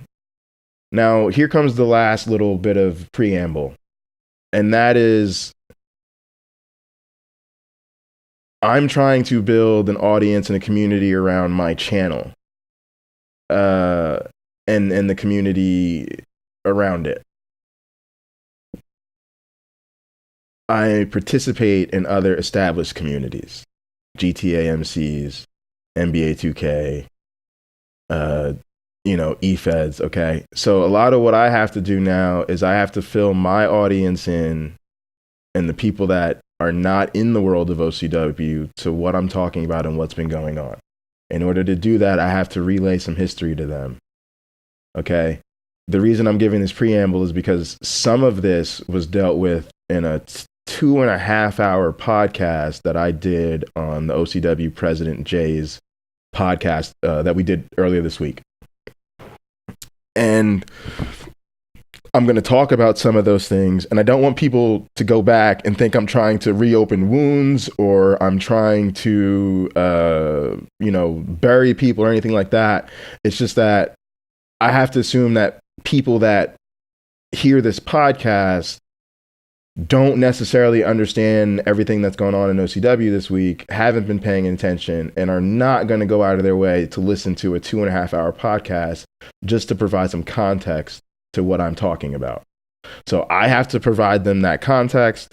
The only way to do that is to reestablish the history of what exactly happened and what I'm talking about so we can get into our discussion and we can all move on with our lives. So again, please don't get at me with that. I'm just relaying history to get people caught up to speed. Okay. So I'm now going to talk to you about some of the things that have happened to me since I've joined OCW Fed that I'm not happy about. And it's unfortunate that they've happened, but they've happened. And I just think what we need to do now is acknowledge that they've happened, accept that they've happened, use them to spur conversation about how we are all to live together. Because for those of you that may not know, that is my ultimate philosophical question in life. How the fuck are we as human beings supposed to live together? And if we're not working in service to that question, then what the fuck are we doing? All right. So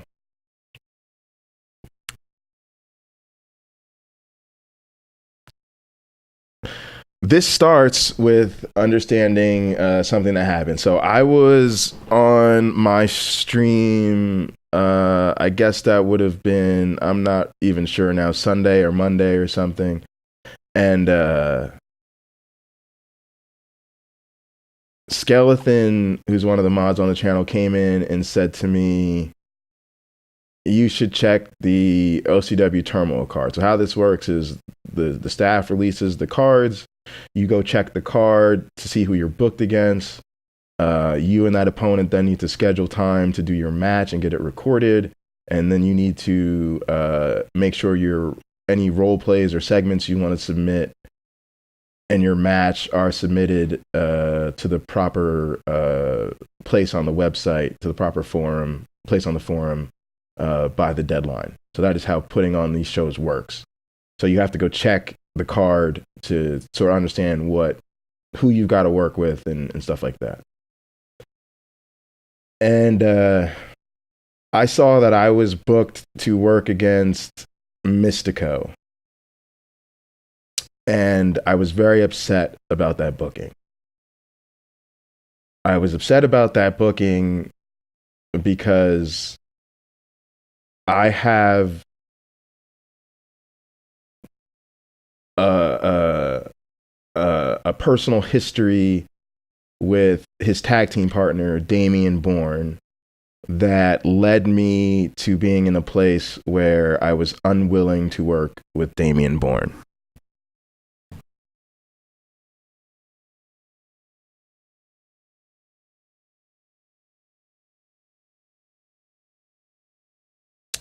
All right, so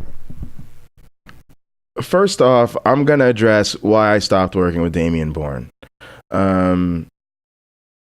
And for those that don't know, this actually had more fallout after Jay's podcast on Tuesday, and the most recent thing happened yesterday.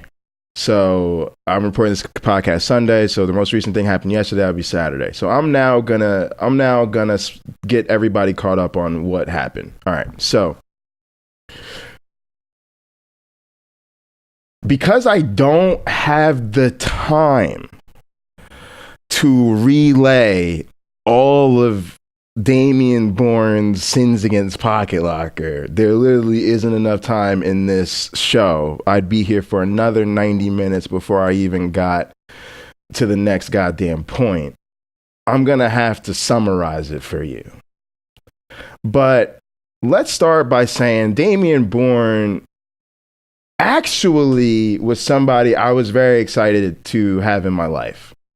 Number one, he was the first person that responded to me when I jumped in the PS4 chat and when I jumped in the DM channel on the Discord and asked for dark matches. So literally, Damian Bourne is the first person in OCW I ever played the game against. So, as you can imagine, as a starry-eyed kid who just joined what he thought was like the coolest E-Fed on the fucking planet, I got no intention on having bad blood between me and Damian Bourne. I'm thankful to him for showing me stuff and doing matches with me, and everything was really cool. We're having fun on the game. Started doing DMs with other people. Skeleton ended up doing DMs with us. Vaunt immediately was like, yo, we should be a tag team, because me and Vaunt's characters were like literally purpose made for each other. We literally had matching attires off rip. Like, no coordination, no thinking. I didn't even know him. And like, he saw me do my entrance. He was like, yo, you got to be my tag team partner. It's like, our guys just go together. And I seen his wrestling. I was like, yeah, they do. Like, we already had the same shit. We both even had like Call Me Up. Like, I had Call Me Up Jay on my tights, and he had something very similar on his. Like, it was fucking uncanny. It was crazy. That shit was so fly. Shout out to the Experience, Skeleton and Vaunt, T.Y. Sparks, and Alex Asher. It's my guys. And Regal plays with us, and Mystico plays with us, right? So let me say that first off. I found Damian irritating. I found him irritating because I felt like he was really high on like burying a lot of our creative ideas and undermining my stable. Like, I felt like he deliberately tried to cause conflict with my stable mates. And for those of you who don't know, a stable in wrestling is like your group. It's the guys I'm talking about: me, Vaunt, Skeleton. He would do shit like, I would get in the party and he would be like, oh, Vaunt, didn't you just say you were gonna break up with Keith Hendricks, and you didn't know if you don't want to be in the Experience anymore, or you don't want to be in the tag team, or you're gonna betray Keith? And I would be like, that's not cool. Like, why would you? Yeah, somebody just distracted me because they said in the chat I look like LeBron, and my boss said that to me last week. So that's the second time I've heard that in like a week or so. So thank you. I don't know what to say to that. It feels weird to me because I think I look like my dad. When I look in the mirror, I don't see nobody but Al Bundy's son. But LeBron's my dude, so whatevs. I wish my fucking bank account looked like LeBron. I look like LeBroke. Like, we'll call me LeBroke James. All right, but appreciate you guys. But I felt like that's just the type of shit you just don't do, right? Like, for those of y'all that are unaware, I'm 32 years old. Go ahead, say what you got to about that. But Vaunt is 17, I believe, 16, 17. I think 16. And Skeleton's 14. So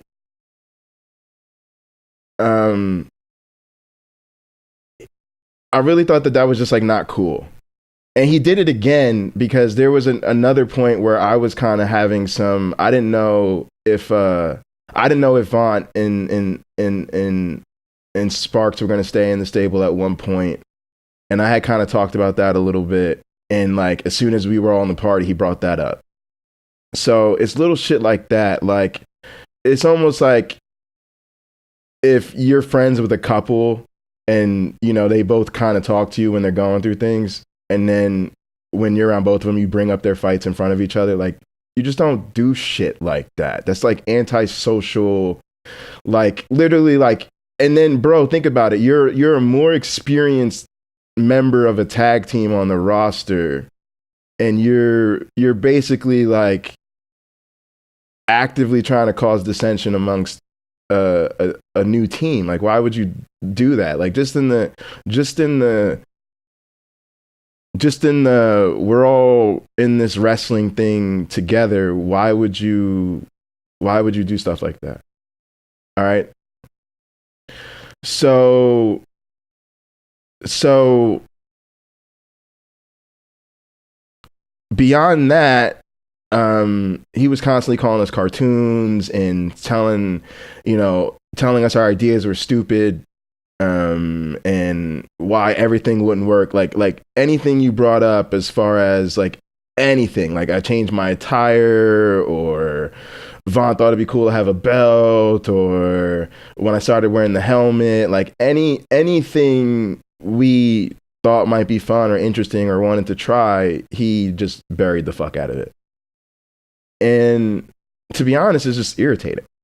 It's just like, kind of just like, I don't really think this guy's cool, to be honest with you. Like I don't really fuck with him like that. He doesn't really conduct himself um as the type of people I would want to be around in the locker room.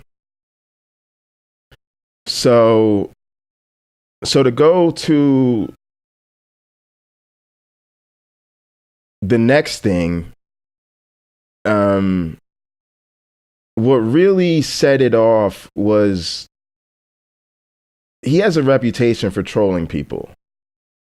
And matter of fact, people began with him to say, "Oh, he's a troll. You got to get used to it." Well, I don't really associate myself with trolls. So if I have one group of people I really don't like, that I really will be like totally candid in my own bias, okay, my own prejudices, I don't like fucking trolls. I think if you the type of motherfucker that's only got a pair because of the anonymity on the internet, and you have no other way to get your fucking kicks off than by deliberately antagonizing other grown ass working people who were trying to relax and have some fun and game, and you only get your rocks off by being intentionally antisocial in social settings behind the anonymity of the internet, I don't fuck with you. And I don't think shit about you. And that's that. So motherfucker troll. And that's that. I don't. Now you could do trolling shit. You could do shit that somebody just came out to my chat and trolled the fucking link or whatever the fuck. Like we, and we tried to correct it. Hey, that's not how we do things. We introduce ourselves, whatever. Okay. So I don't mind when people do troll like shit. Incidentally, it happens. We've all done some trolly shit once in a while. But if you're gonna that's just gonna be the way you are constantly, then I don't think nothing about you. Okay, so let's put that out there. But what really set me off was that Damian Bourne was constantly crossing the fucking line. He was constantly saying shit that was racially insensitive, that I thought was totally inappropriate.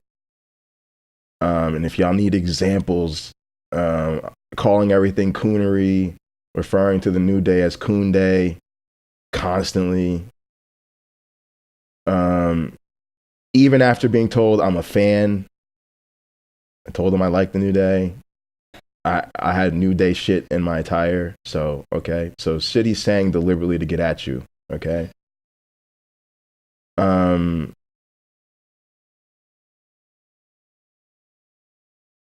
And another thing that really pissed me off was apparently,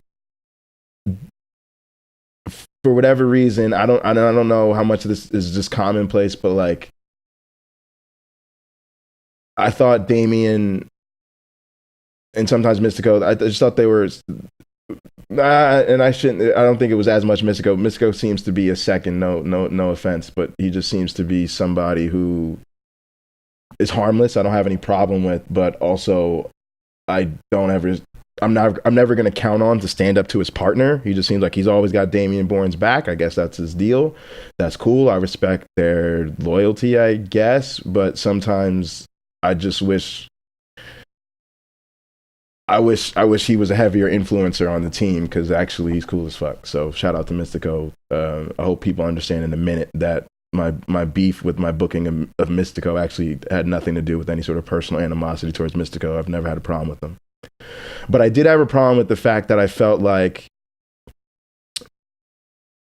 when we were first doing matches and stuff, and as FPR was changing and there was all these nuances to FPR that I guess I was learning and not understanding, it felt like they were constantly like punishing us in our matches if we violated FPR. So basically they tell us that we violated FPR, but then they would violate FPR as sort of I don't know, like to get their hits back, or to but it ended up feeling a lot like bullying.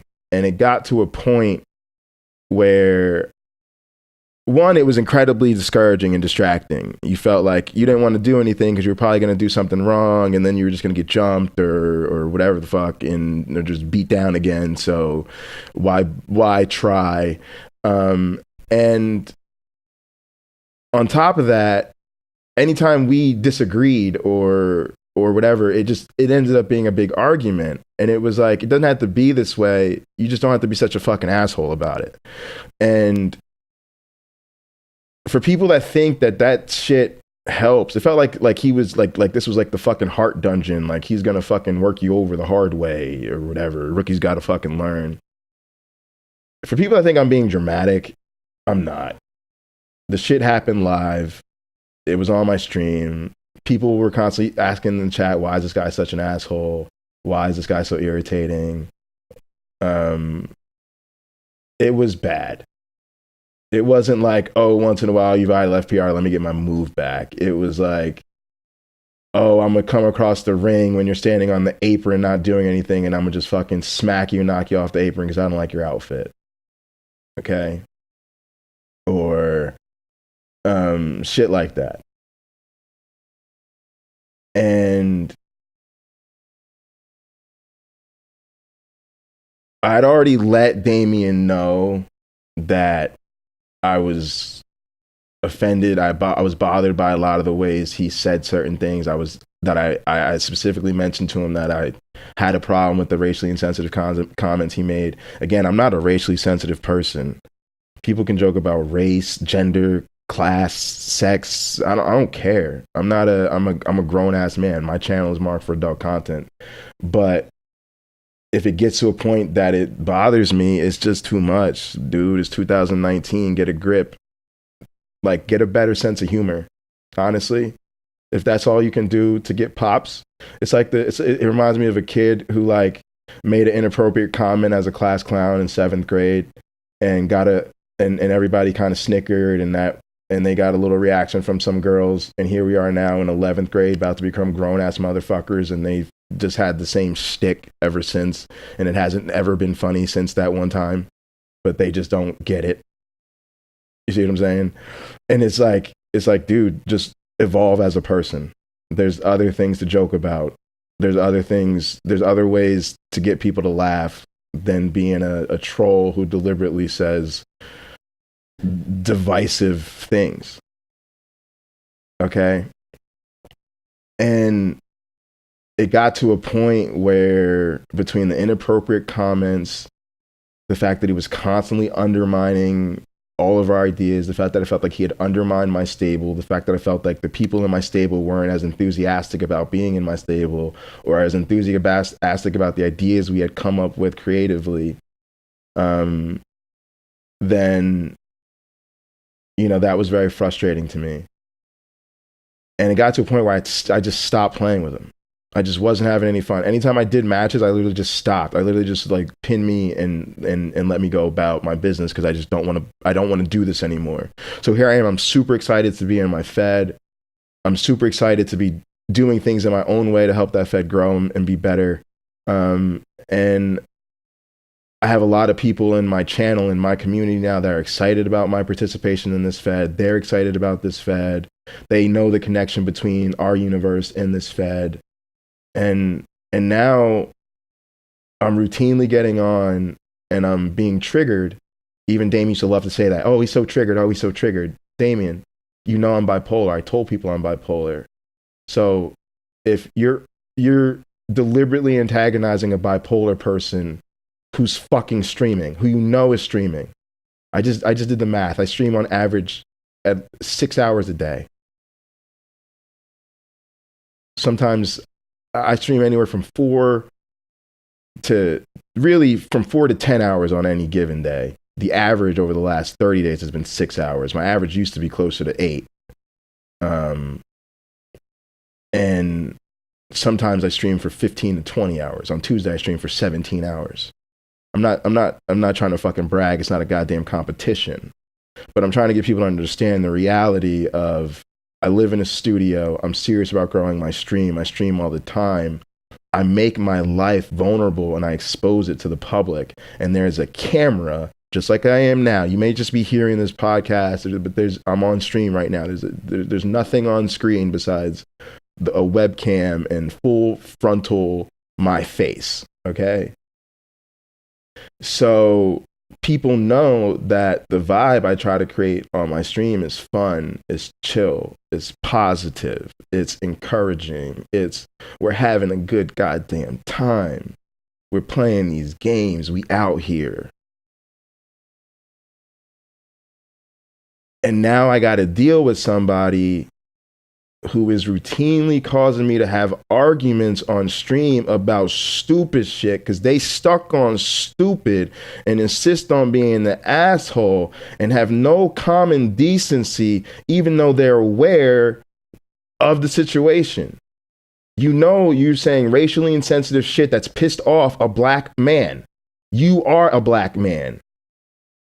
What the fuck is wrong with you, dude? Get a clue. Grow the fuck up. Hit puberty and get at me. You know this person is streaming every fucking day. You know it. We're in DMs. I tell you every fucking day I'm on stream. And you want to go off on coonery and coonday this and niggas this and that and everything the fuck else. And again, we don't fucking mind that talk if you're just chilling and having a good time, but you're saying shit deliberately to undermine people that people are fans of and to set people off. It's antagonistic. It's the antagonism that's the problem. It ain't, oh, you use the N-word. I don't give a fuck if you use the N-word. I give a fuck when you're deliberately antagonizing me and you know I got a goddamn camera in my face and an audience. You dipshit. Then it gets to the point where my audience is commenting about it. Meaning the stream is no longer about us having fun on the game. It's about, why is Damian Bourne such a dick? And why is this what we're doing right now? Why are we wasting time on stream arguing with this fucking asshole? If I can paraphrase on behalf of my fucking community. Why are we wasting this? This is not what we do. We do fun, good times. Everybody's having a great ass time. Why are we fucking arguing with this dipshit? So eventually you decide, in the interest of, I get one fucking thing from OCW, from LSCW, from GTA, from NBA 2K. I get one fucking thing. That's fucking enjoyment. That's what I get back. All the hours I put in, I love it. It's all fun. It's all games. But let's be honest. I put a lot of fucking work into this shit. Why do I do it? Because the one fucking thing I get in return is I get to enjoy the shit I spend my time doing. That's how I get my peace of fucking mind. So sorry if I don't want to let your childishness disrupt my fucking course of action, because you refuse to act like a fucking adult in 2019. Sorry to inconvenience you, Damien. So I really decided I was done with this guy. I wasn't going to work with him. We weren't going to do any matches together. I'm not going to feud with him. I'm not going to do DMs with him. He's not going to be on my stream because he dominated my stream. That was the other thing I'm fucking like. The guy never shuts the fuck up. So I'm doing a fucking broadcast, and you would think Damian Bourne was the fucking broadcaster, which wouldn't be fine if he was Regal. It'd be great if he was Regal. Regal's fucking cool, hilarious, respectful, creative, intelligent. Damian lacks, I'm pretty sure, almost all of those attributes, at least in enough to notice them in any meaningful combination. So we love when Regal fucking comes through the stream, gets on the fucking mic, comes in the fucking chat, wiles out, wants to talk shit, whatever, because he's fucking cool and he's respectful, and he gets it. But to have your content dominated by a fucking buffoon is just not good content. So as the executive producer, you got to pull the cord on that.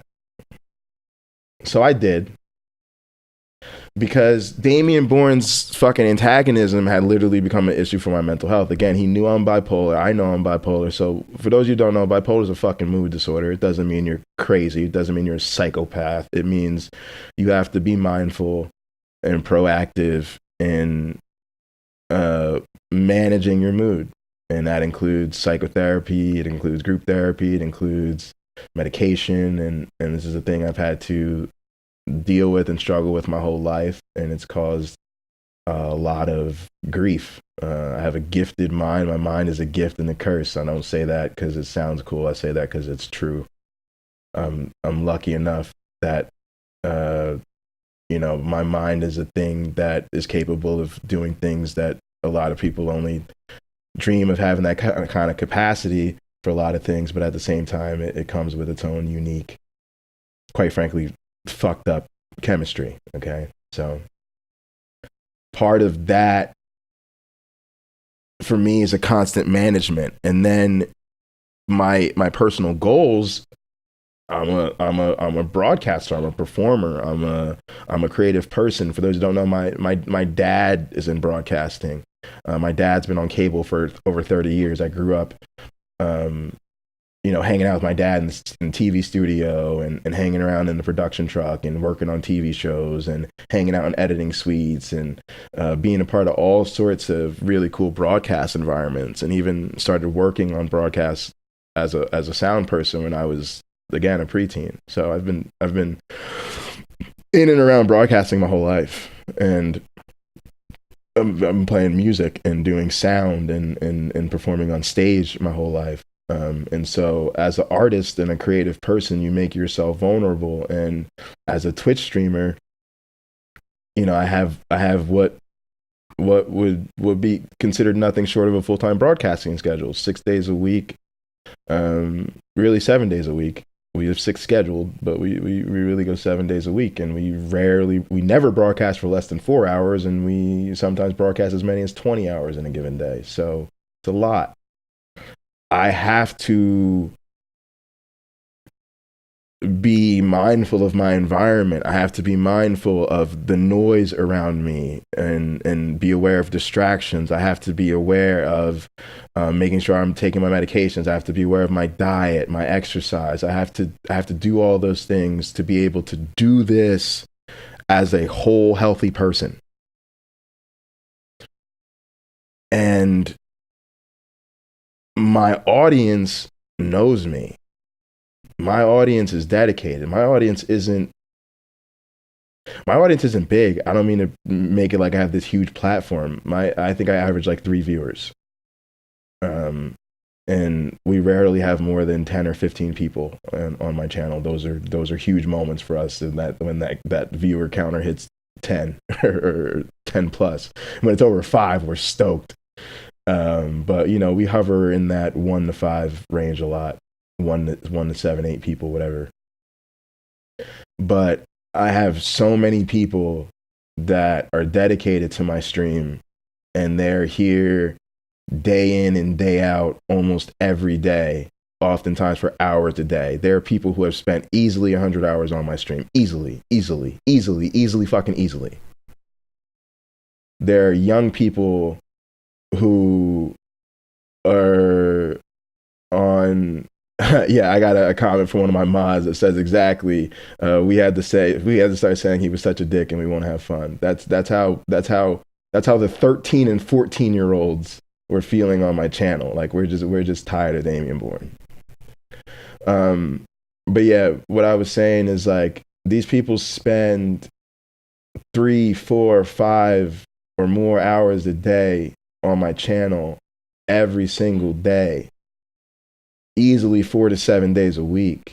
Even when they take days off, they still are on my stream 6 days a week. is crazy, and I love them for that, because it's an unbelievable support and dedication that these people will watch you and support you through everything you do. They watch me do science, they watch me do music, they watch everything, okay?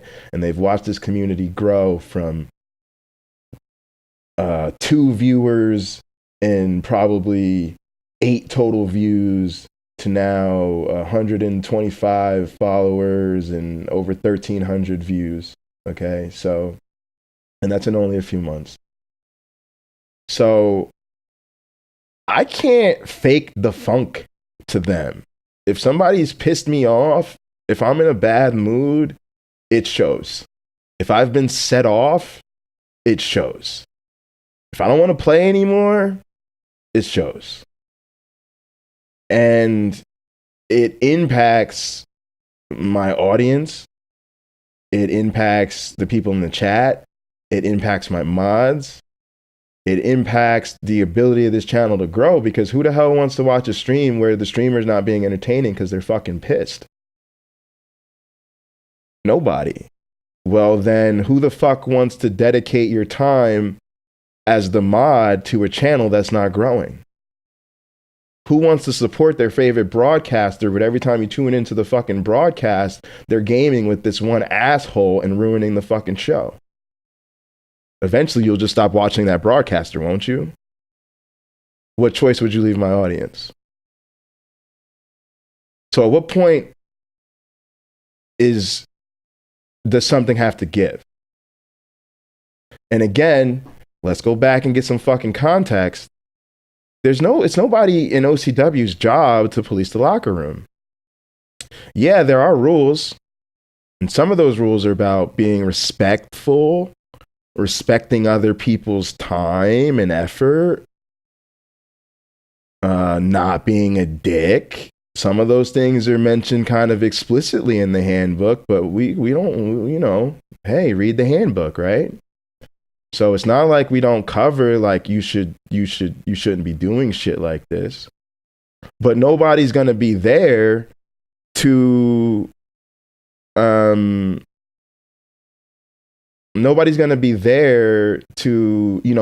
monitor all of the interaction amongst the boys and the girls and whoever else is in OCW, because we've got a fucking kick-ass female roster. Go to OCW Fed and check out Girls Night. We just did an awesome female-only pay-per-view. So I had to make that decision. There was nobody else to make that decision for me. There's nobody to protect this channel but me.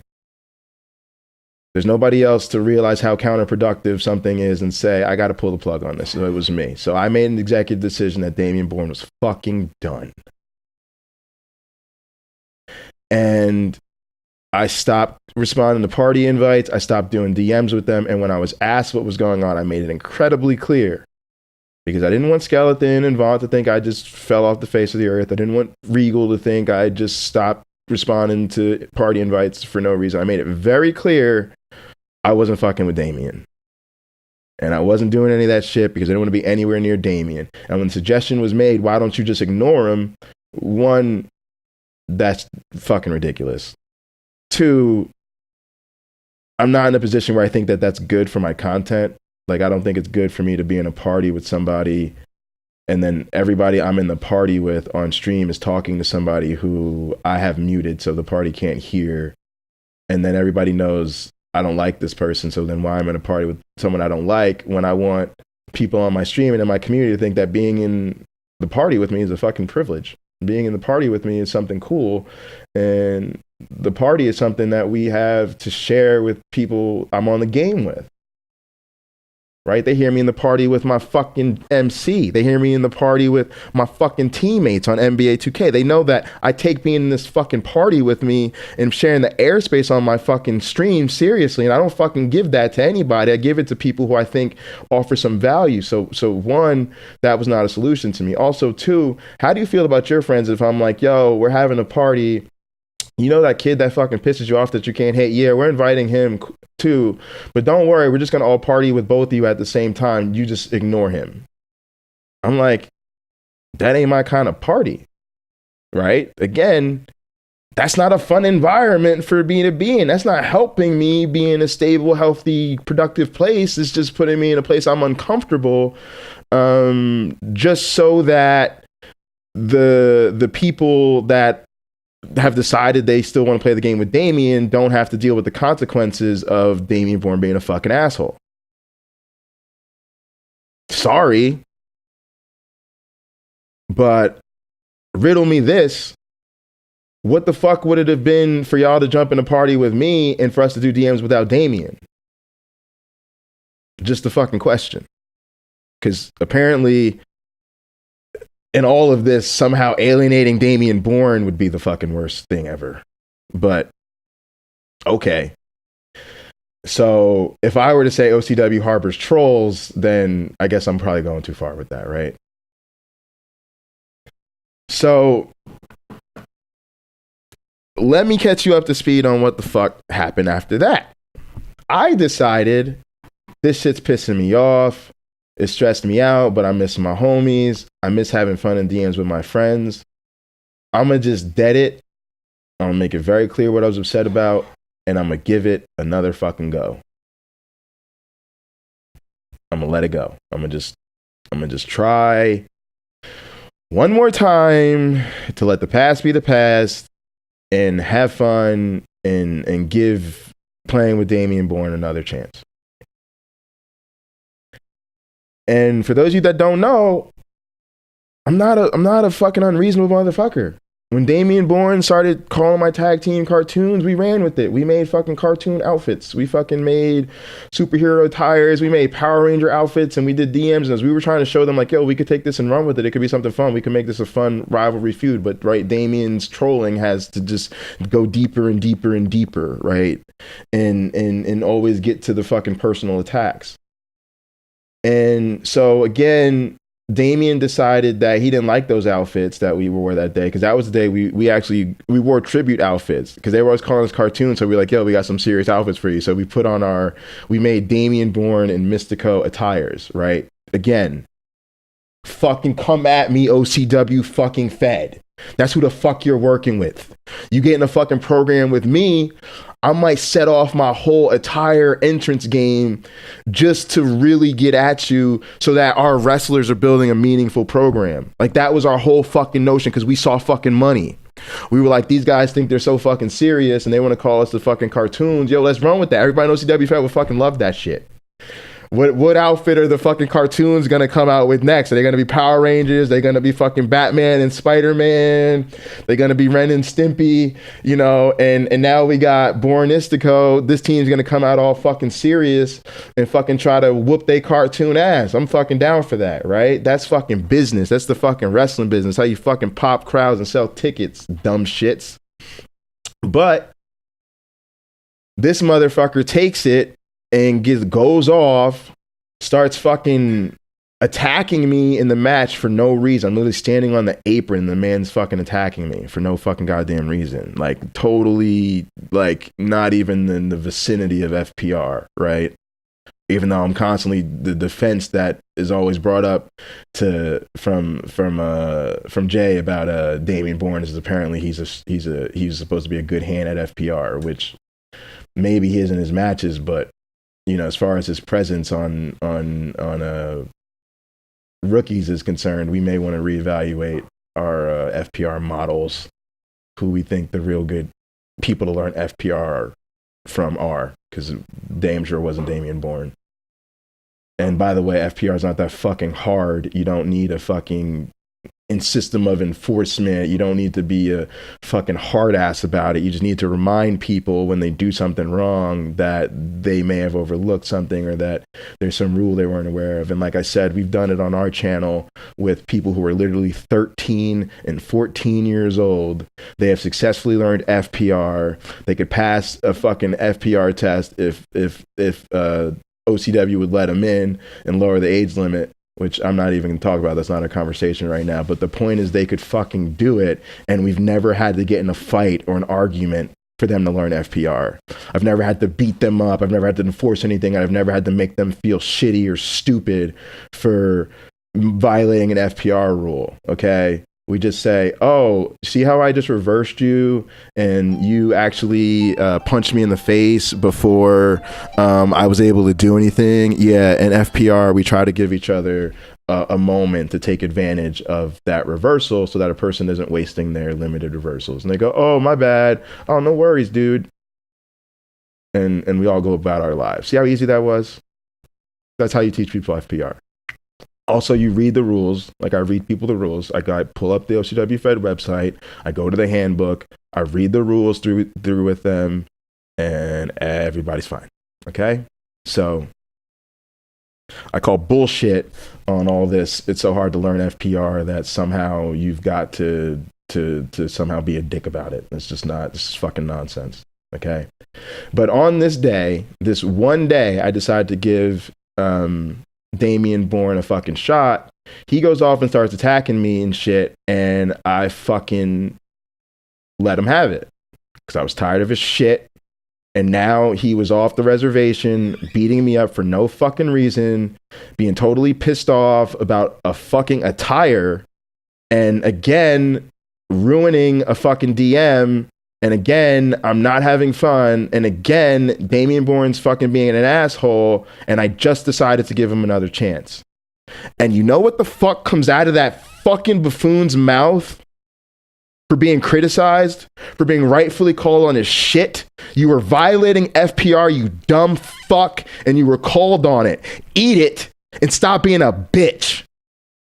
And instead, he says, this must be your bipolar side. He reaches down into his troll toolkit for the lowest fucking blow he can find, and that's what he offers as his first fucking defense. That's the first thing he goes to. So fuck you very much, Damian Bourne. Okay? And again, at that point, I was like, are you fucking serious? Are you really gonna go there right now? Giving him a chance to back off of it, and he did not. He had plenty of time to apologize. He did not.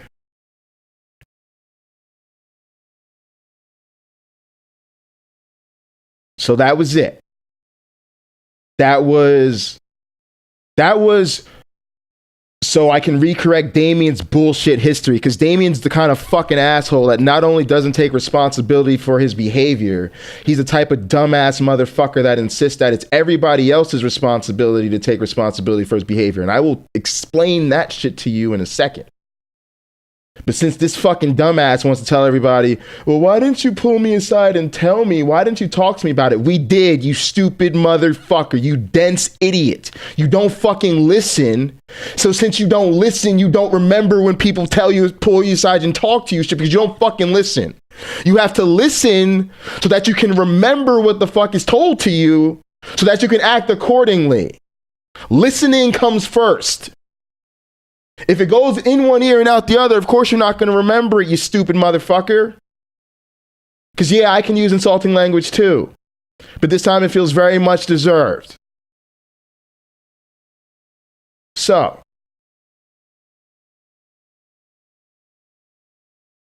I had already explained to him, I'm offended by the racially insensitive comments you make. I had already explained to him that I didn't like him burying my stable. I had already explained that I thought he had undermined my group. I had already explained to him that I did not agree with the way he handled going about FPR. All of that had already been explained to him. And here I was explaining to him, did you really just fucking go there? So I over-delivered on opportunities for Damian Bourne to change course and correct his fucking shit. And And so now, on top of that, now Damian Bourne wants to run around telling people I'm a fucking snitch and a rat. So let's get caught up on exactly the rest of this fucking history then.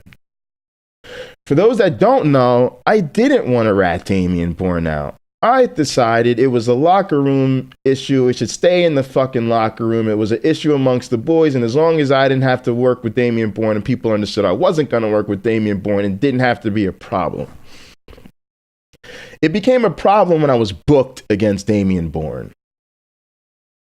And I had decided I wasn't going to fucking work with Damian Bourne. Now, I know a lot of people think, well, why don't you just ignore him and do the match? That ain't how this business works. You have to trust your opponent. Not just in terms of, you know, in obviously in real wrestling, you have to trust them because in the match, your safety is in their hands. But even in an E-Fed, what we make, our product as a promotion, is a result of our direct cooperation with one another. We have to schedule our matches together. You have to work with your opponent to get your match recorded. You have to decide who's going to edit the match and if there's any things about how you want the match to be put together. You should be talking to them and coordinating, you know, what are you going to say about the match in your promos together? Like, oh, I'm going to come at you like this. So you're going to come at me like that. Okay. Then I could come back at you like this, back and forth. It's a program and we work it together because I don't want to go off and take the story in this direction, and then you do a promo and take the story in that direction, and now people in OCW don't pay attention to our feud because they can tell there's no coordination and there's no continuity in the story because we're not on the same fucking page. Okay, so you work with your opponent, and your success is dependent on your ability to coordinate your efforts with your opponent. Obviously, there are some exceptions to that, but generally speaking, that's how successful E-Feds are successful. And one thing that should be true is that nobody, just like we say about real performers, right? What do you think when the Shield breaks up on the same night Roman Reigns reveals that he has leukemia?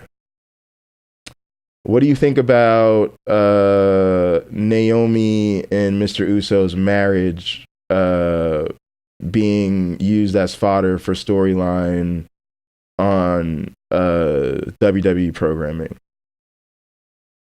Right? As a fan, you hope that the actual human beings, like, you know, real fucking people that are behind those performers are not being put into a situation that is personally distressful or uncomfortable for them in order to entertain you, right? Like your entertainment value would be a little bit less if you knew that the people the people you were watching were not in on it. In other words, they were not having fun too. Well, that's where I'm at with Damian Bourne. I can't do a match with Damian Bourne and just pretend everything's okay and just have the match. You think I'm going to be focused on the fucking match? Put me in the ring with Damian Bourne, you're going to see me put my controller down, walk away from my stream, go smoke a blunt, and come back when it's over. Because I don't want to work with him. You're not going to hear me write a role play about it because I'm not going to put the effort into I'm not going to put my creative juices into putting over a match with Damian Bourne. Again, it causes me discomfort. For those of you that want to know, yes, I lost sleep over it. Yes, it bothered me. Yes, it caused me a great amount of personal distress. Yes, it even came up in my therapy. Gotta draw the fucking line somewhere, folks. That's all I'm saying. Gotta draw the fucking line somewhere. Okay? Then on top of that, I'm told, okay, so let me catch you up on the story, right? So I'm booked against Damian Bourne. Now, of course, I'm not okay with this, and I've got to say something. I was advised by someone, you got to say something to Jay. because you guys got this personal issue, you got to let Jay know so they don't book you with them. Okay, it's just a functional thing. Person's just trying to give me some advice about how to make sure I don't get booked against Damian Bourne. Okay, so I tell Jay, and I explain the situation to Jay. Like, it's gone too far. It's too much. I've given it too many chances. I'm done. I'm not dealing with Damian Bourne. Come to find out, as I was told by other people in the group I play with, there are other people who don't want to work with Damian Bourne. There are other people who have refused to work with Damian Bourne. Turns out Damian Bourne was kicked out of OCW for causing interpersonal conflict before. And begged and pleaded and scratched his way and kissed enough ass and got himself back in OCW Fed. So as you can imagine, I'm less than impressed that here it is. We have a person who this is not an isolated incident. This is not even news. This is actually fucking predictable. This is what you would expect Damian Bourne to do, I would learn. So, again, am I going too far if I say OCW harbors trolls? Just the question. Just the question that we're asking as a group today. So I explained the situation to Jay. Jay explained that was totally unacceptable, that that wasn't cool, that he felt bad about it or whatever, and that he certainly understood why I didn't want to work with Damian Bourne. But he told me that he didn't book the match because he didn't book Turmoil, so I had to talk to Notorious, the Turmoil booker. So I messaged him, I messaged Notorious, and I explained the same exact thing to him. That I had these issues with Damian Bourne, that they were very personal, that they had gone too far, that it wasn't about some dumb wrestling shit at this point, that I really did not want to work with Damian Bourne, that it was something that was, it was a really, what I felt was like a serious issue that had caused me quite a bit of personal distress. Because again, I'm trying not to bury the dude, right? So I'm trying not to play, well, he said this and he said this and he said this, but I'm like, look, you just don't book me with this fucking dude, right?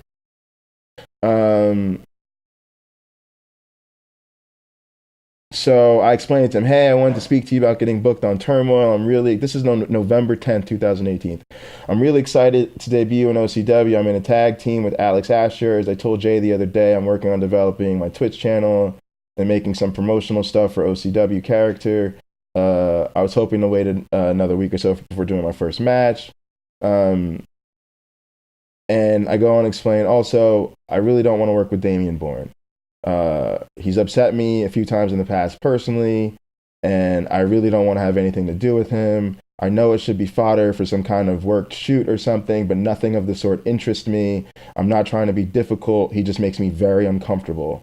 I'm fine with the deadline. I mostly just wanted to mention it to you. I messaged Jay about why I was taking my time, et cetera, and so on. I said I'd be down to do the match with a different opponent or just wait until the next card. I got a promo video that I should have ready to submit.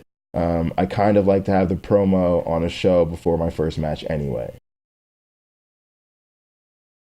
All right, he says something about you can post a promo on any of the show, and he said if you don't want to do the match, just say, hey, I don't want to do the match because of insert reason. He said, I said, thanks, all this is new to me. It'd be great if we could get a replacement opponent for a tag debut, or Vaughn can debut in a singles match like Sparks did. He says to me, all three of y'all are a team, right? I said, yeah, we're stable. We're still interested in doing our own thing, but Asher's my tag partner. He says, okay, so just rotate you out for another member. Okay, this is where I started to get concerned about lazy booking. Because, again, I just explained to you, this dude makes me personally uncomfortable. But fine, you don't want to change the match. I get it. I said it'd be better to just get a new opponent for the tag team. He says, you don't like Bourne, so remove yourself from the match and use the other team member, then you don't have to deal with him. I said, okay. So a couple days later, I said, I spoke to Jay about the situation with Damien today. I respect that you guys don't like to change matches, but please don't continue to book members of the experience in matches or stories that involve Damien Bourne. It puts me in a very uncomfortable position, right? So I let that shit go. I let them replace me in that match with Sparks or fucking Ash or whatever the fuck they wanted to do. I just came back and said, hey, I spoke to Jay about this. I respect that you guys don't like to change matches, but please don't book members of the experience in matches or stories that involve Damien Bourne. It puts me in a very uncomfortable position. Okay? I then sent them my promo video, asked him to look over it. He sent it into the show. Whatever, okay? So that was the end of that. So, gets back to where we started. When I found out I'm in a match, all I've done since then is debut in my match against Code Jackman. And now I'm about to have my very first non-dark match, real match on the Turmoil card. And it's against Mystico, Damien Bourne's tag team partner. So I know that one of the things that came up on Jay's podcast that I did on Tuesday, that I was asked, well, why didn't you just request not to work with them? I hope you now understand, I did that. I explicitly asked for that from the beginning. Then I came back after the first booking issue was resolved and politely requested again, hey, cool. I know you guys only change matches. Cool, I'll let you do your thing. But 4 days later, I'm saying, please, for future reference, don't book me or members of my group against that group. And so my very next match after my debut, I'm booked against his partner. Of course I'm going to be fucking pissed. Are you kidding me? Now, in defense of the other side of this, there were some things that I wasn't aware of at the time. I wasn't aware that Notorious didn't book that match. Jay booked that match. I wasn't aware that Jay booked the match in part because he saw me doing DMs with Mystico and those guys again. I also didn't know that there aren't a lot of tag teams in Turmoil and on the Turmoil side of OCW.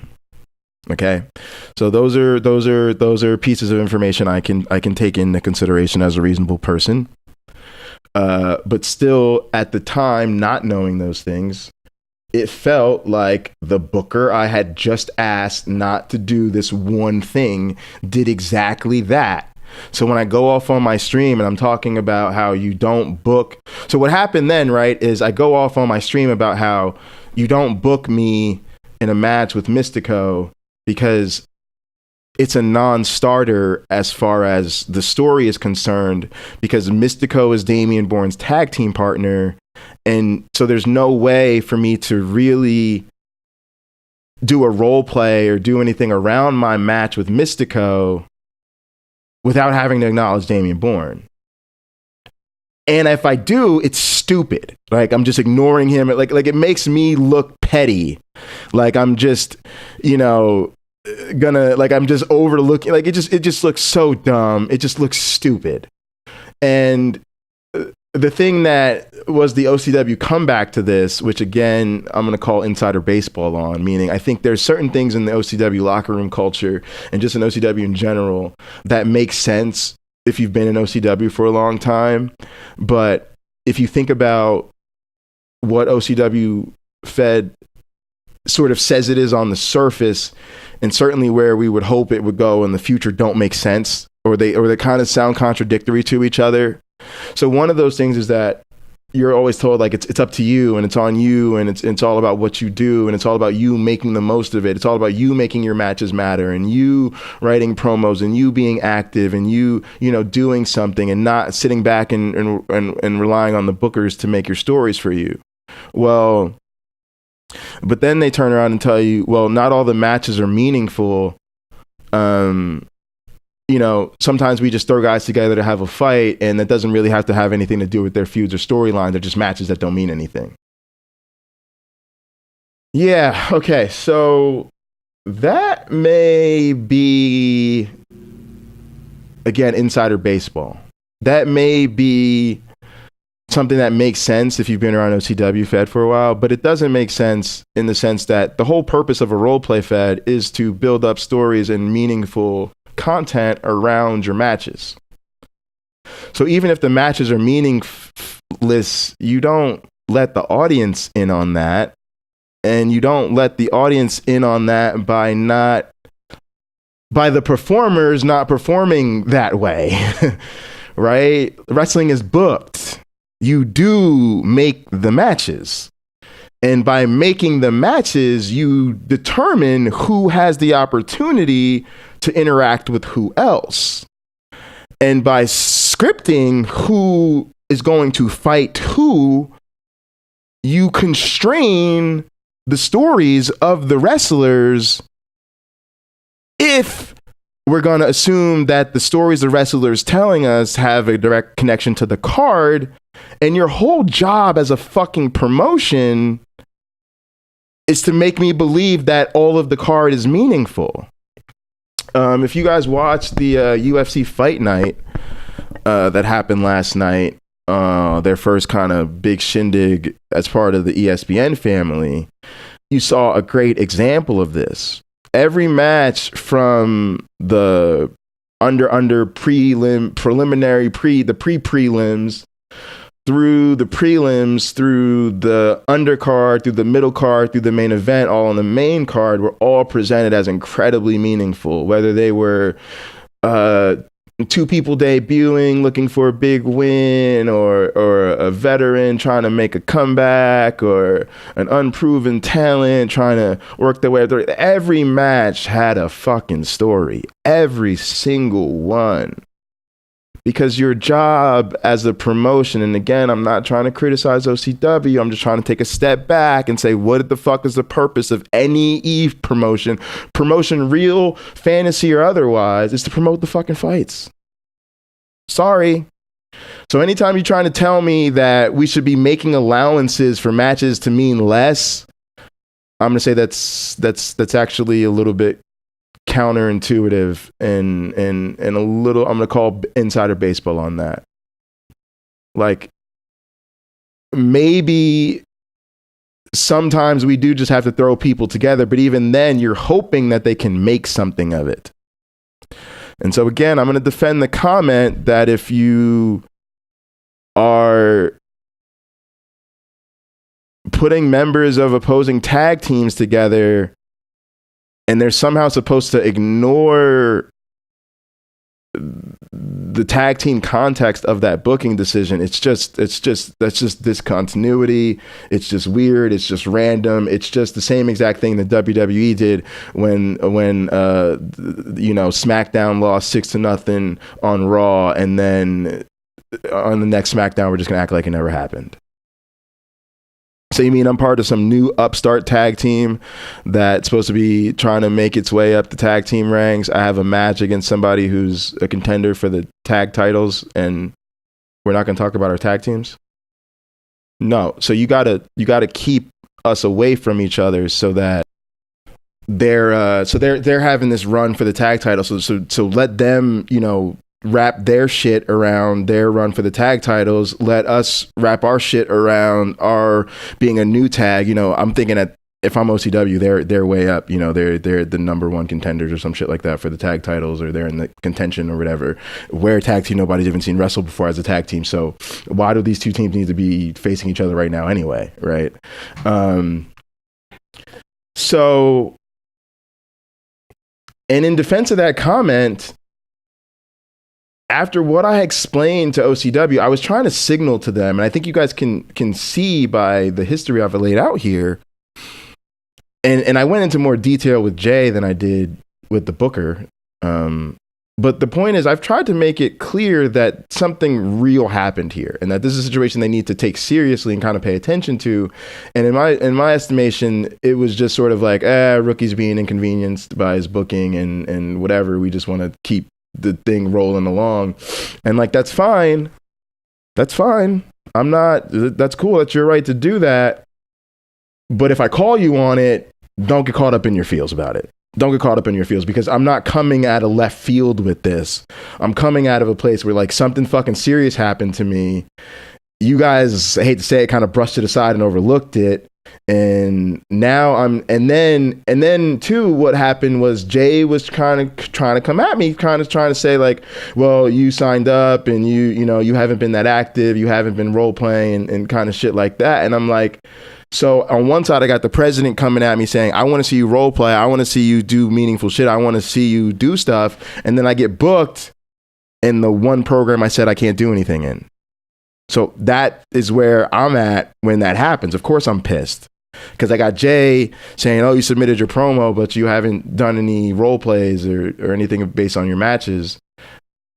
So then I get booked in a match that I'm not going to do. So you see where the frustration comes in. So no, I don't feel bad. Like, I criticized the booking decision because I thought it was a bad booking decision. And I stand by that, because even if the reality is there aren't a lot of other teams for us to work against, I still think you don't book somebody who has a really personal issue with somebody with their tag partner. You just don't do it. And I made it clear that you could book my group against another group. You could book the tag team against another tag team, or just come back and say, hey, we don't have a lot of other teams to work for you guys to work against, so we're just going to book you against individual opponents for now, or whatever the fuck, right? But that's where I was at with that. Now, anyway, what happens is I'm just criticizing that booking decision. Pew or whoever comes and clips that off the stream, records it. I didn't even know people in OCW were paying attention to my stream like that, but he came and clips it, plays it for Jay. Jay gets caught up in his feelings.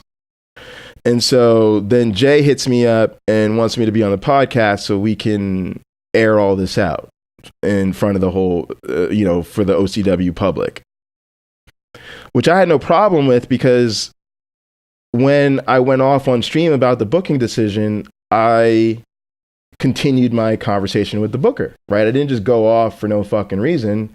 I literally went off and I said to the booker when I went off on stream at that same exact time. So I think maybe our previous communication got a little confused. I'm Keith Hendricks. I don't want to work with Damian Bourne. Right now I'm thinking I just got to be very explicit and tell you guys what's up, because I've already tried to explain this to you once before and you didn't listen. So I'm like, I'm sure you remember that. However, I'm in a stable in the tag team. My tag team is called the Heartbreakers. It's myself and Alex Asher. My stable is called The Experience. It's myself, Asher, and T.Y. Sparks. I'd like to start a meaningful program in OCW that I can role play off of. Please unbook my match with Mystico, because he's Damian Bourne's tag team partner. If I don't want to work with Damian, I don't want to work with his tag team partner. Please book my tag team in a tag team match against a different team. Book my stable against a different group, or book me against anyone else besides Damian Bourne and his tag team partner. So again, I'm reiterating. So if I sound a little bit ticked off, it's because I was. And if I sound a little bit stronger in my tone, it's because I felt like I had to be, because the previous conversation I had about it fell on deaf ears. And my very explicit request for this not to happen fell on deaf ears. So now I've got to like reiterate myself. And so that's all, right? And he informs me, Jay booked that, so talk to him. So literally when I went off about it, I didn't even know Jay booked the match. But nevertheless, I took that exact message, I copied it to Jay, and Jay and I had a conversation. So Jay and I, that's when Jay clued me into, well, there's not a lot of teams for us to work with. And, I thought, I saw you doing DMs with Mystico, so I thought it'd be fine or whatever. And I tried to explain to him, basically that I felt isolated from my stable, that I felt like not being able to work, wanting to work with Damian Bourne, led to a situation where I wasn't able to play the game with my friends. And then people started to ask me if I was flaking out, and I felt that was unfair. And so I felt like I thought Regal did at one point, which was I decided I would do DMs with my group again, just to try to be again the bigger person and let shit go. But that didn't mean I wanted to work with Damien Bourne. It didn't change the fact that all of this, to be honest, was very difficult for me. It wasn't an easy decision for me to make. It wasn't fun for me. It was very tough. But I did miss my friends. So I did do some DMs with the group. And I wanted my group to be able to really go forward and start to make some momentum. And I wished that people would have still played the game and reached out to me aside from playing with Damien, but I couldn't control the situation. Part of what I'm dealing with in my own therapy and in my own personal journey, and you'll see how this ties into all of this, is I'm learning to be proactive in the things that I can control and let go of the things I can't control. And one of the things I couldn't control was whatever OCW was supposed to do about Damien Bourne. I don't know what they were supposed to do, but I didn't feel like much happened. And I felt like, even worse, I was being punished again. Because not only did I have to deal with Damien Bourne's shit, not only did it get to the point that it got to, not only did I have to walk away from all that because I was just so disgusted with all of it, but here it is now, I can't play the games with my friends. And here it is now, I have less people to do dark matches with. And here it is, I got my stablemates wondering if I'm flaking out, which is on us. You know, why people who are my friends or want to be associated with me don't understand to just come play with me and talk to me and interact with me in a space where I can be away from Damien. I don't know why that's so difficult for people, but that's not something we need to deal with on this podcast right now. But that's how I felt. And I felt like I was suffering for it. And I was also then being unfairly questioned. So it just didn't feel like it was getting me anywhere. And that's fucking sucks. So that's why that decision was made. So anyway, Jay and I had a very productive conversation about it, but after the thing was clipped, he decided that he needed to address it on his podcast because apparently I brought up some points about OCW's booking and people's need to be protective of it, and just some of the things about the culture that happened in OCW that I think he thought were valid points and needed to be discussed. But I could tell it was also in his feels. But my point is to say that Jay and I dealt with it, and I have a lot of respect for Jay because we had kind of already squashed it. We had a very productive conversation in the PMs about it. And so it was fun to be on his podcast, and shout out to Jay for talking with me about it as opposed to about me.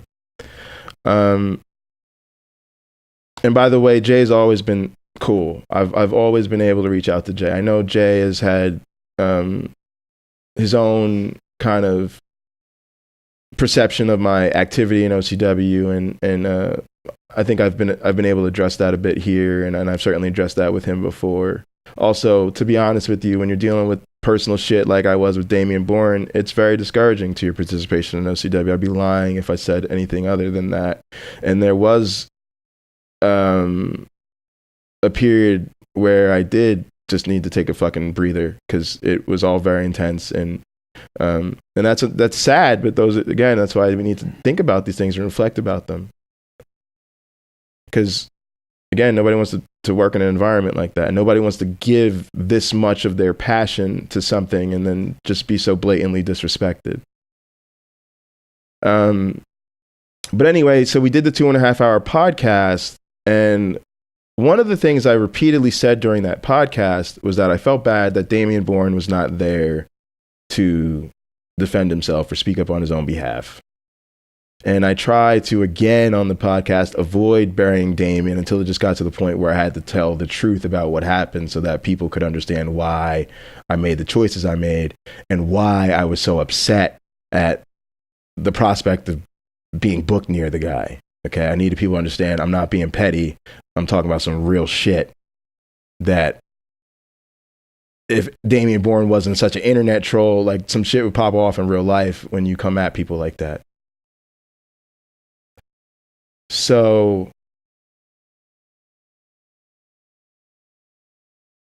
one of the things that had happened was after I made Jay aware of the situation, after that whole thing happened, I guess Jay said something to Damien, and Damien sent me some bullshit apology, and I ignored it.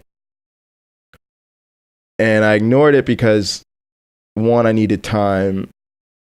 Two, I didn't think he was sincere. I have a criteria for apologies, whether I accept somebody's apology or not. I have 3 criteria. Apology needs to be sincere, meaningful, and corrective. Sincere meaning you need to be genuinely remorseful and sorry. You need to be really, really sorry and feel bad about what happened. Meaningful means you need to be sorry for what you did wrong. Not sorry that someone was offended, not sorry somebody got their feelings hurt, not sorry that you were caught, not sorry that somebody said something to you about it, but sorry for what you fucking did, you prick. And then it needs to be corrective, meaning I need to see evidence in your behavior that you've learned from this and that you're moving in a different direction, and that's how I know I should accept someone's apology. And Damien was given plenty of opportunities to apologize before something was said to him, and he never did. He didn't apologize till after Jay said something to him. So I knew off the bat he didn't really feel sorry. He just didn't want to have the consequences of being caught. And I heard a little while later that he was still trolling people and that he had pissed off Vaughn, and Vaughn had started to refuse to working with them. I don't know whatever happened to that, but whatever. And I just didn't think anything was going to change. So I'll call him bullshit on his apology. That's why I ignored it. So after I'm on the podcast with Jay, I actually came to Damien and was like, yo, bro, I feel bad because, like I said repeatedly on the podcast, you weren't there to defend yourself. I actually offered, I said I felt bad that he didn't have a chance to tell his side, and I actually offered him to be my guest on this podcast. He told me if it was the OCW podcast that Jay did, he would do it, but he didn't want to be on my podcast. All right, cool. And then after that, so first of all, let's say this. And this is what happened yesterday. So those of you that are in OCW, that the last you heard of this was the fucking podcast on Tuesday. Shit has transpired since then. And what transpired since then was yesterday, Saturday, was the day I got to catch up with Damien Bourne. I was going to do some DMs with the guys, and I wanted to, air it out with Damien a little bit and say, hey, bro, I feel like you've probably been raked over the coals for this shit, and you probably been through this.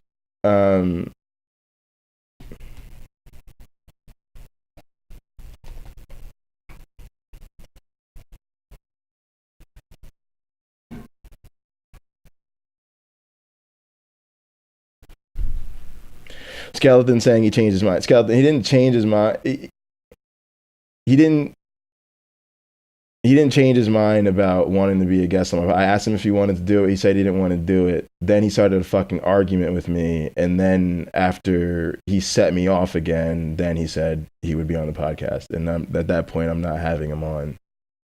Like, I would have had him on if he wanted to do the right thing, but he made it very clear that is not where he's at with this. So let me tell what happened.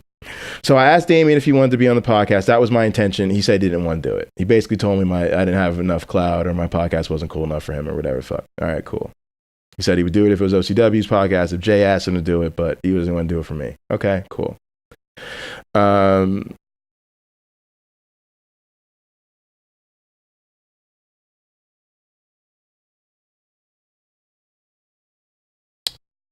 What happened after that was, as soon as I got in, so let me tell you what happened before that. As soon as I got in the party, Damien says, "Oh, I didn't know I left out the cheese or a mousetrap or whatever." Like, so again, here's the first chance for Damien Bourne to interact with me after everything's been outed. His first chance to actually talk to me since his supposed apology. And the first thing out of his mouth is he's calling me a fucking rat. Well, thanks, Damien Bourne. For you calling me a rat, you've made yourself look even fucking stupider, because now I've had to get on this fucking show, not only re-air out your fucking stupidity, but now I've had to tell the whole history about how I actually didn't rat you out, about how I actually let it go, about how I actually gave you chance after fucking chance, about how even when I did have to say something, I didn't fucking put you on blast. I actually said something to Jay privately. Then I said something to the booker privately. And I didn't fucking out you until I was brought on a fucking podcast by the goddamn president of OCW and more or less asked to do so that the people could understand what happened. So fuck you very much. Nobody gives a fuck about you enough to fucking rat on you. You don't matter to me enough to fucking matter, but my history and my story does matter to me. So I'm going to tell the fucking truth. And if the truth is you're a dipshit, then that's the fucking truth that's going to be told. I'm not going to bend over backwards to protect you when you can't show me common courtesy as a human being, you fuckwat. You're a fucking idiot. And to be honest, I hope you quit OCW. But I know you're not going to, because you just won't. Fucking nuclear holocaust happens. The fucking termites and the fucking least amongst us are always the fucking ones who are going to fucking stick through it. And in fucking the same shit, because I'm equally as fucking committed and I already am helping OCW grow and I'm already doing fun, cool shit. And most people in OCW are already fucking feeling it. Fuck you, I'm not going anywhere. Because I'll be damned if I'm gonna let a fucking bully steal something from me that I'm passionate about. I'll be goddamned if that fucking, I'll be dead before that shit happens. DEAD, before Damien Bourne takes shit from me. Please believe. Please understand that. So, fuck you and the high host you wrote in on. Nobody wanted to fucking rat on you. I did everything I could to handle it discreetly and to keep it a private matter until I was asked publicly to address it. So nobody fucking ratted on you. Second off, you stupid motherfucker. You just got outed for being a fucking asshole. For being a racially insensitive asshole who makes insensitive comments about people's psychiatric disabilities, you fucking prick. You did it in public, repeatedly antagonized this person in public, in front of an audience with a goddamn camera on it, recording it, you dipshit. Everybody saw it. Everybody heard the way you treat me. You just saw people during this very podcast pop into my chat and be like, yeah, we were sick of Damien Bourne shit. We wanted to have fun. We were tired of dealing with Damien Bourne. That's my community speaking up, being like, yeah, Jay, you're telling the truth. There were fucking witnesses, you stupid motherfucker. So what am I going to do? Go on the podcast and act like it didn't happen to protect you? Nigga, you already did it in public, you dumb shit. Ratted on you. There was a fucking camera. It's a goddamn PlayStation party. What you think, you got fucking privacy, you idiot? You knew I was streaming every day. God, the stupidity of this motherfucker.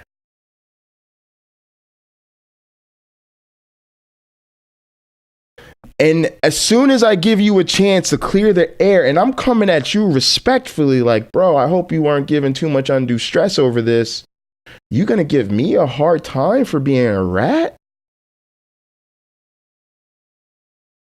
And then I try to clear the air with this motherfucker, and instead of apologizing or instead of like owning up to his fucking ridiculous behavior, he tells me I didn't make enough of an effort to pull him aside and let him know his behavior was bothering me. Except that I did. Except that you were told repeatedly your shit was bothering me. Except that we argued for days, Damien. Except that we argued in public about it for days. Except I let other people in the group know exactly what you did to piss me off. Everybody fucking told you what you did. People told you when you made the bipolar comment right then that you went too fucking far and you still didn't apologize, you stupid dumb shit. We told you right there on the spot that was way too far and you didn't apologize. You didn't apologize. You didn't say shit to me until Jay said something to you. That's the fucking truth. You want to out people? You want me to rat on you? This is what it feels like if I fucking out you, motherfucker. I want to out you. You'll be fucking outed. Because I come with the facts. I'm a goddamn scientist. I ain't in the business of making shit up. Unless it's my creative side. Which y'all know I'll be making hella shit up. I should be kind of fly. I'll be making up though, right? All right. But anyway, I ain't gonna flex on y'all right now. Truth biz, Damien, you're just fucking outed because you're a dipshit and it's what you deserve. And when I came at you and we could have been cool about it, you're pissed that people know. You're still mad that I ratted on you. That's Damien Bourne's takeaways. I shouldn't have ratted on him.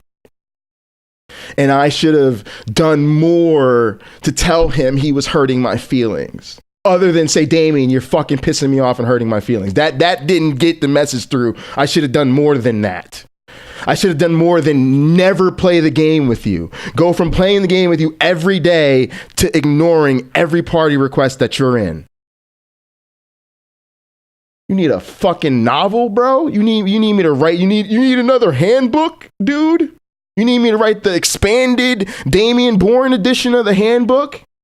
No, you don't, because you're a fucking troll and you know what you're doing. When we had the fight, you literally said, this must be your bipolar side. You reached in your troll toolkit and reached for the most painful thing you could think of and said it. So what, you didn't know? No, you said it deliberately to hurt my feelings. You said it to be a fucking dirtbag scumbag. That's who you are. You said it to antagonize me. And now I got to explain to you that you were antagonizing me? Shut the fuck up, Damien. You're a piece of shit. You're a piece of shit. And when given the opportunity to not be a piece of shit, you double down on being a piece of shit every fucking time. After all this fucking shit, after a 2-hour fucking podcast, that wasn't fucking enough for you to realize you fucked up. Instead, it's my fault for outing you and everybody else's fault for not telling you. Not your fault for sticking your fucking foot in your mouth. Which is you're lucky because you can get my foot up your fucking ass. And no, that's not a fucking threat because we all know nobody's going to do shit to Damien Bourne because all we're doing is talking about people that fucking talk shit on a goddamn video game.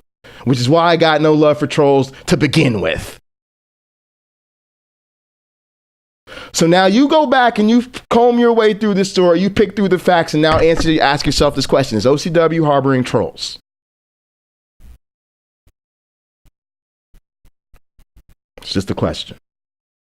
Before everybody goes, oh, fucking pocket went off. It said OCW's harboring trolls. What happened to having thick skin? Everybody's, have some thick skin. People are going to criticize you. Well, look in the fucking mirror, motherfuckers. People are going to criticize you. Yo, shit stinks too. And from my experience, my feeling that OCW's harboring troll is based on that. It's based on what the fuck I experienced. You don't want me to say shit like that, make shit like that not the case. Meanwhile, until I see differently, that's just what the fuck it is. And it's still all love because he's one person. in the organization like 50 plus motherfuckers who, except for that one person, have all been cool as shit. So fuck you very much. I don't give a fuck about you. Everybody else in OCW, hit me up and let's do this, because this shit is awesome. And because y'all have been awesome, y'all have been supportive, y'all have been cool, y'all have been fun, y'all have offered constructive criticism. People have come at me with, I wish you said things differently, or I didn't agree with everything you said, or I didn't agree with the way you said it, or here's how you can go about handling this in the future, here's how you can get over, or here's some advice for rookies. I appreciate all that. I appreciate all your love, all y'all tips, all y'all feedback. Everybody's trying to show us the right way. I appreciate that. Appreciate y'all. Much love to y'all. Keep doing what you're doing, because you do it so well. Think you're the best in the world at it. But fuck you, Damian Bourne. Okay? And fuck you, anybody else that fucking treats people abusively and then puts the onus on them and then blames them for not protecting you. Fuck you very much. It's 2019. Grow the fuck up and welcome to the future. Okay, and we've all fallen short of that mark, myself included, so don't get at me with, Jay, you hurt my feelings back in the day. Yeah, I probably did, okay? But I also am not a dipshit when I'm confronted about shit, okay? I don't double down when I make mistakes. When I make a mistake, I say, I fucked up, that was wrong, I shouldn't have done that, and I'm sorry, and I hope you understand and can see that I'll be different. I don't fucking double down and say, oh, it's your fault, or you should have told me, and all this other shit. Damien, quit making excuses. You know what you do when you do it. So just be man enough to fucking accept the shit. All right? It's your shit that you deserve. So own it. Now, I'm about to get out of here because I'm already late for GTA Church with my MC. But there's one other situation that I want to address that happened, and it's relatively minor, but I want people to understand that it frustrated me. Here's what happened.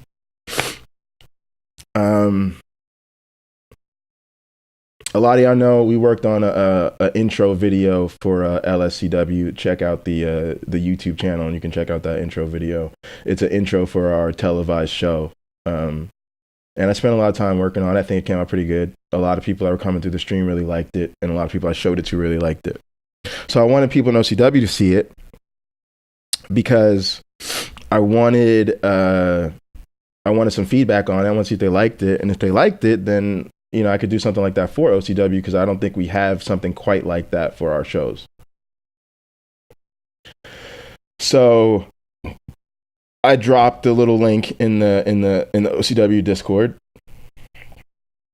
Just said, hey, check it out. I want some feedback on this. And I explained what it was for and what else LSCW was and how I saw it as it connected to OCW. I've already explained that. I'm not going to rehash that.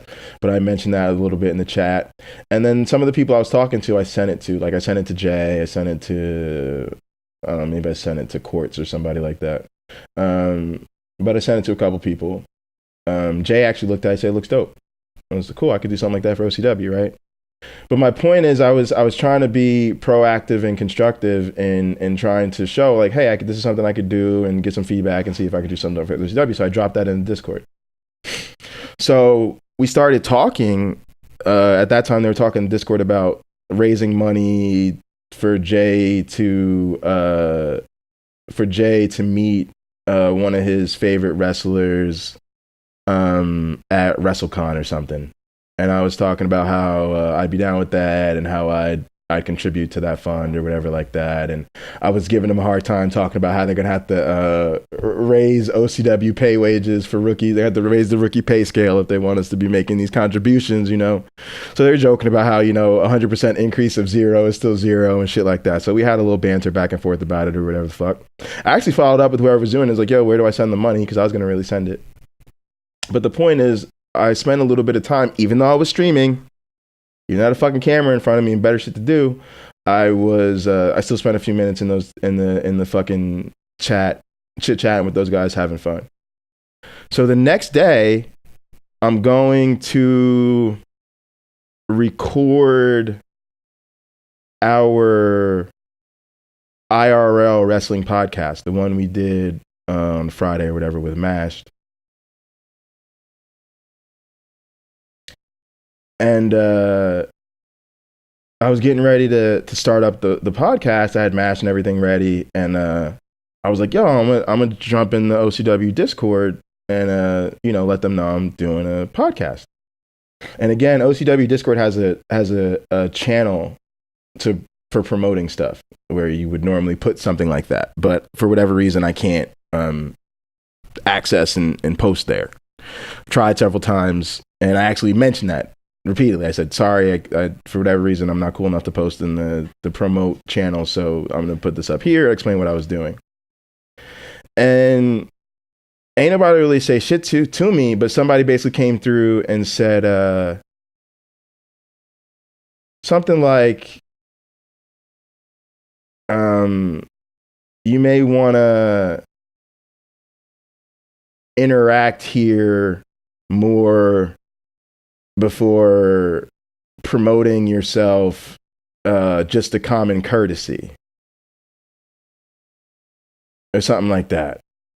And I was like, oh, that's cool. Like, no big deal. Like, I get that they're trying to, I guess, police self-promotion, but I disagreed, right? I was like, I am pretty active here. Like, I do DMs a lot. Like, I submitted 2 matches this week. I submitted 2 promos this week. Like, what do you, like, don't come at me like I'm not active. Like, I'm not an active part of I'm not some random person that just came in or somebody that's just like you've never seen Discord. Like, no, like I'm around, bro. And you may not see me and you may not know I'm around, but I do DMs literally all the time. I talk to people in OCW on Discord all the time. Like, what are y'all talking about? That doesn't even make any sense. So basically, I'm not disagreeing with the fact that we don't want to spam self-promotion in the Discord, but I'm disagreeing with this person's assessment of my activity. Matter of fact, and I'm going to say this to whoever is out there and listening and gives a shit, to me, you come off kind of stupid when I had just shared content in the Discord the previous day and had been active in a pretty extended conversation. And now that hopefully you've heard some of the other things I'm trying to do around OCW, like follow OCW on this channel. Like, literally, I dedicate time on my Twitch to following OCW shows and reading OCW shows and reading OCW segments and promos and doing DMs and all this shit. I run a universe that's helping to grow the Fed. I'm trying to work on all my commentary game to help grow the Fed. Don't fucking come at me like I'm not active in OCW. I'm just sorry. I'm allowed to say shit too. I'm allowed to give you fucking feedback and be like, I think you're coming at the wrong person. Sorry, that's my opinion. I think I'm not the person to come at like that. And if you didn't know everything that I was doing and therefore you might have spoke out like that, not knowing, well, tough titty. I'm allowed to give you feedback like, yo, you don't know everything I'm doing. You're not aware of everything. Don't come at me like that. Again, stop telling people to fucking grow some tough skin and look in the fucking mirror and grow some of your goddamn self. Because all I basically said was, that's a little like, it's a little just like whatever. It's a little like, and this is where I'm talking about locker room culture. I get that what people are saying. I get that you want people to be active in the Discord, and you want people to not use the Discord to just promote themselves, but to really engage and interact with the Fed and to help grow the Fed. But people are out doing things to help grow the Fed. How are they going to let you know about those things if they're not encouraged to share what they're doing? So my critique of that, and why I got into a little bit of back and forth and was like, I just think, like I ended up just being like, whatever. And I've been like, I'm not trying to be rude, but I don't have time for this. Is because when again, I felt like whoever was doing this, they wanted me to sit there and have this fucking debate about defending my activity level and talking about what activity level in OCW means and who should have the right to do what and post shit in the promos and all. Like, nah, bro, you're way overthinking this shit. People who are active in OCW are in the Discord. If they're doing some shit, they want to let people in OCW know they're doing it. How are they supposed to know How are they supposed to know if they're not encouraged to share shit? And the bigger problem I had with it is the way you treat me is the way you'll treat other people.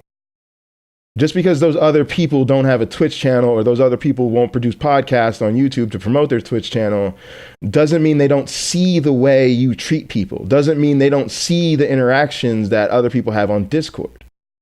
And if you're discouraging to me, who's actually from the perspective of someone getting into the Fed, probably looking at them going, or people who do know what I'm doing going like, damn, that dude does a lot, or that dude's very serious about this, and they're saying discouraging shit to him, they'd probably say discouraging shit to me, so I probably won't post my shit either. And so I know you're trying to create this culture where people respect the traditions of OCW and they participate wholeheartedly and they do all the things we want them to do. But one, you come off like know-it-alls who think you see everything that's going on in OCW, but you don't. And people know you don't. So you just look kind of silly when you act like you do. Then you say smarky ass shit like read the handbook. That's the dumbest shit I ever heard. First of all, don't come at me, you stupid motherfuckers. I've read the handbook time and time again. I read the handbook at least 3 times before I even joined the Fed. I've read the handbook multiple times on stream.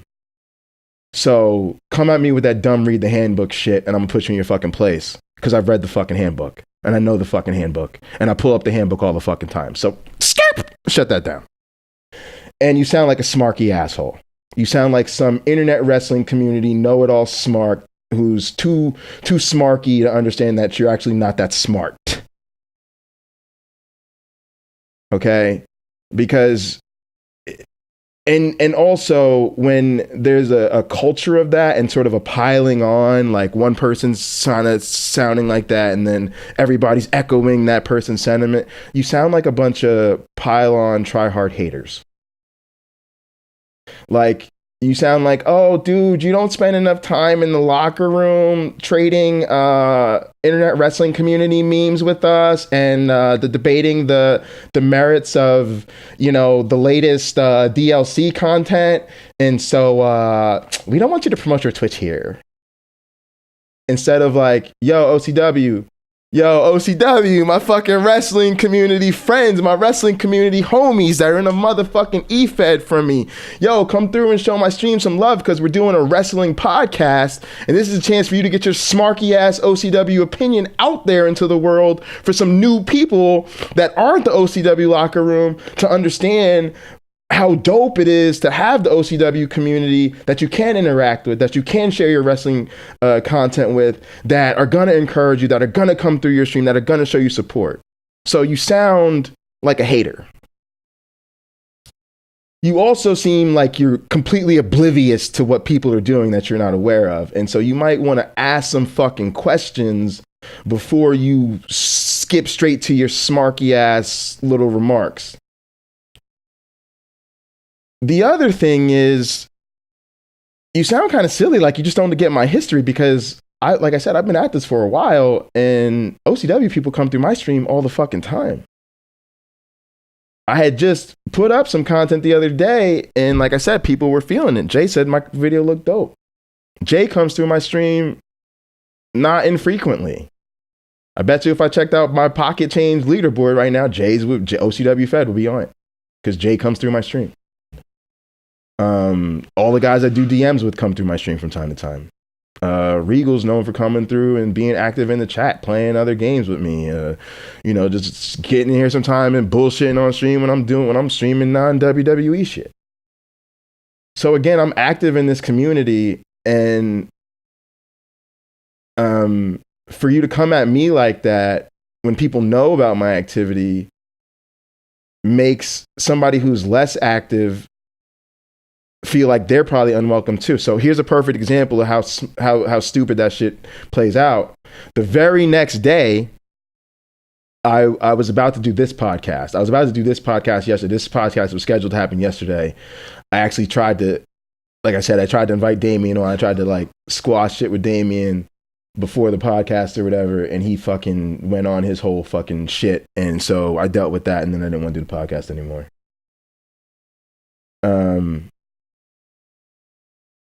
But one thing I can tell you is that yesterday I had set up the stream and I was getting ready to do this podcast. Skeleton, who again, for those of you not familiar, 14 years old, superstar talent, creator of La Hyena, but also the guy behind TY Sparks, the Prince of Flight. He's in the experience with me. He's hooked up a lot of people's calls on this channel. He's hooked up a lot of people in OCW feds, attires. He gives us great. He's just a super creative dude that we're super lucky to have as a mod on this channel. But Skeleton came through and he's like, "What are we doing?" I said, "Oh, we're about to do a e-wrestling podcast." The very first thing he says to me is, "Yo, you should jump in the OCW Discord and tell them that you're about to do a podcast." And I literally have to pump the brakes on that and explain to Skeleton, "Well, bro, I tried to jump in the OCW Discord yesterday and let them know I was doing a podcast. I got grief for it.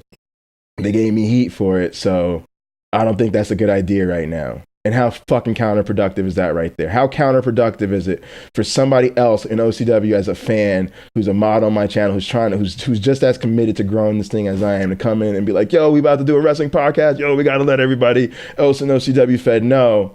And I got to be like, "No, sorry. They don't want us dropping they don't want us promoting the stream in there." You know how stupid that shit sounds?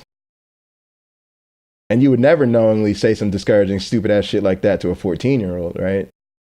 So sometimes with the smarkiness, I get that we're grown, we're a little older, and we like to be a little rough around the edges, and we don't like to juvenilize things. But when you come at people and it's a certain way that can easily be perceived as discouraging, you got to remember, not everybody, even in that tough skin, not everybody is good with that. Sometimes it's just irritating. It's just like you're annoying. It just makes it like, oh God, these people are difficult. Like, oh, why bother? And again, I'm not trying to hate. Like, I wish my Discord was as active as OCW's. I wish I could get my MC in the MC culture in GTA to use Discord the way OCW uses it so well. I wish I had the issue where if you leave my Discord for 2 minutes and come back to it, the conversation is going to be 3 pages longer. And it's just going by, scrolling all day long, all day, all night, all around the world. I wish that shit happened on this channel. But anybody that's ever watched an interactive broadcast on Twitch knows it's much harder to feel part of a community, engage in a community there's 1,000 people watching it and the chat is going by a mile a minute than it is when you come into a small stream and you can just kind of casually interact with the broadcaster, and you can have a conversation, you can get to know the person. It's very hard. And I know that as OCW, we're a big, established, entrenched community with history and a culture and a way of doing things. But sometimes just take it from read the handbook, you dumbass rookie, 9, scale it back to like 3 or 4, because you may be missing something and you may not realize the impact that what you're doing has on other people. And when people call your attention to the way you're saying things or what you're saying, and they're challenging what you're saying, they're not always being thin-skinned and sensitive or just irrational. Sometimes they're literally making very intelligent, perceptual observations about your behavior, the unintended consequences it might have, not only on them, but on other people. And they're trying to address that so that we can become more inviting, so that we can become a little bit easier of a place to join and get started. I'm not saying we're going to remove all the barriers, but we certainly don't want to make it harder than it already is. And a lot of those things, they just make it harder than it already is. Just like I said earlier, somebody came through my chat and dropped the link and we said, "Hey man, we like for people to introduce themselves. We don't mind people promoting themselves. We like them to introduce themselves and tell us why they're dropping the link they want to drop, or tell us why we should go follow the thing they want us to follow."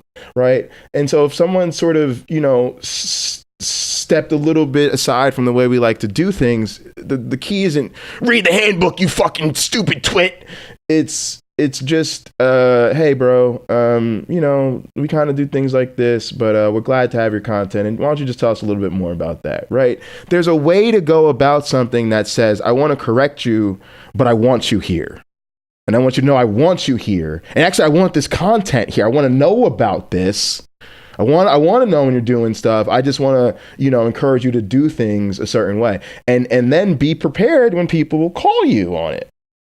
Because to me, if I say to somebody, hey, before you drop a link here, you might want to be active on this channel. And the person comes back and says, yo, bro, I was active on this channel yesterday. Where were you?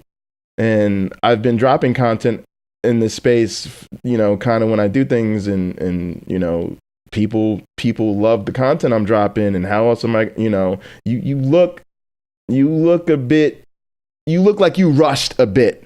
You rushed a bit to put someone in their place before you fully understood the context of what the person was doing. And people can criticize that just like you can tell people to read the fucking handbook. And if you tell people to read the fucking handbook and they've already read it, you kind of sound like a smarmy asshole. And as someone who's read the handbook multiple times, I'm gonna just come back and be like, yo, bro, don't come at me like that. And that's it. And it's not, again, let me say it again. I love OCW Fed. I think we're doing the coolest shit out there in the whole eFed world.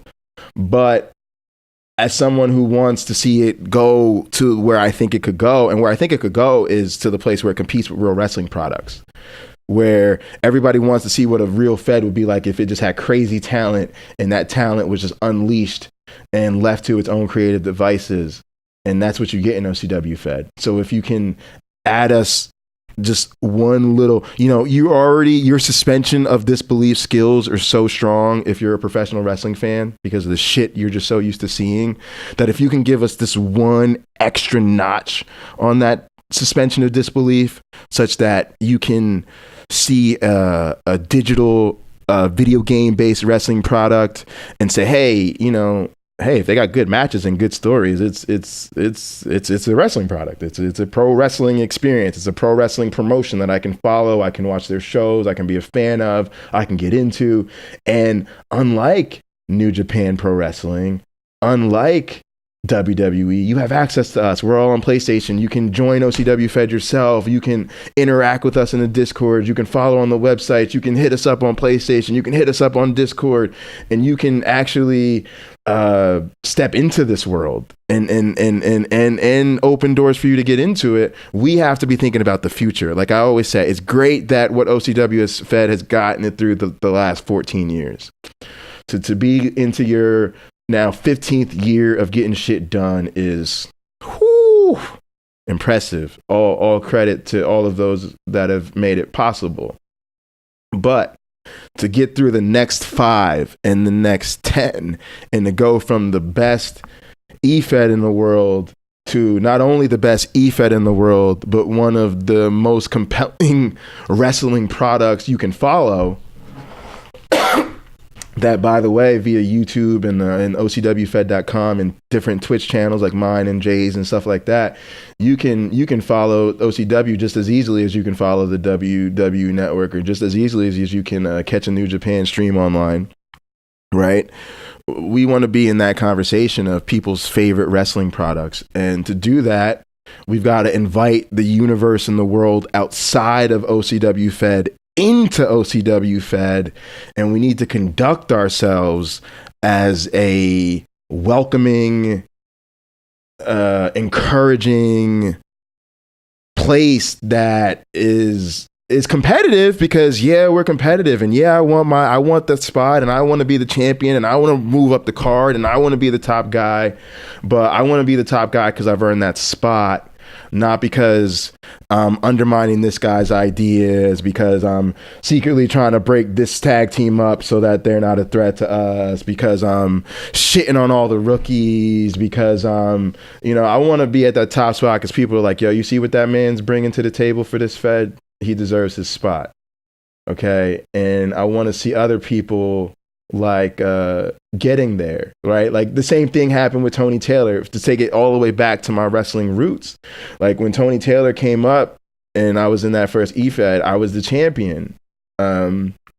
And I immediately got him in like our the Intercontinental title picture or whatever, and kind of built them up. And then I immediately got into a program with him, and I built a friendship with him. Even though I felt like technically, and I offered so many things as a role player that he didn't have, I felt like I wanted to encourage him. I wanted to be like, yo, you're important, and yo, you're doing things, and you're hilarious, and you're fucking super creative, and you're super funny, and you're super talented. And we grew a great friendship, and we were competitive. It was he would read my role plays and be like, yo, your role plays are incredible. I don't even want to try to do that because your shit's so elaborate, but I'm gonna get at you. I got a couple lines for you that you're gonna love. And he would go off on me, and he would take my whole role play and tear it to shreds and make me look like an idiot in like 4 really funny lines.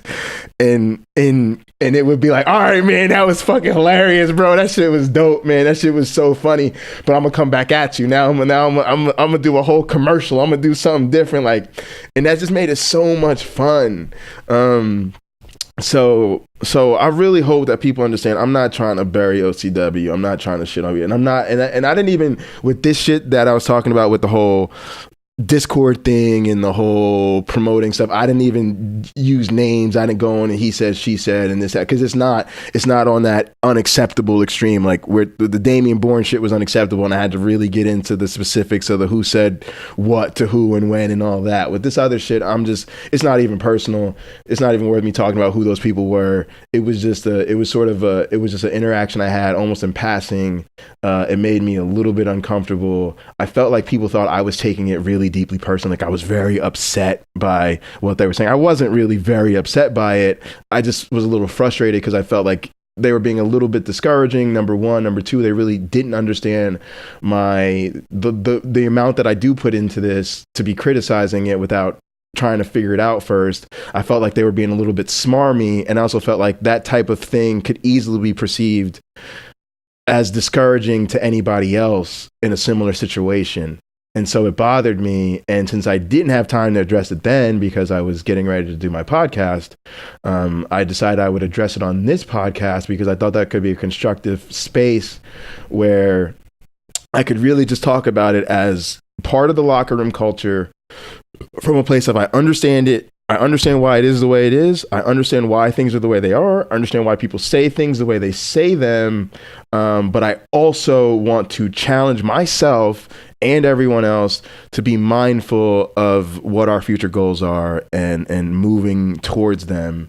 Because fuck, this shit is awesome, and we're gonna fucking take it to the next level. Just like in my MC, we're always trying to get better. We're always trying to do more content. We're always trying to put out more videos. We're trying to do a cooler promo video than our last promo video. We're always trying to do more recruitment. We're trying to be on more games together because you want to take this thing that you love and you're passionate about, and you want to see more people in it. That is what is going on this week for me in the world of e-fetting.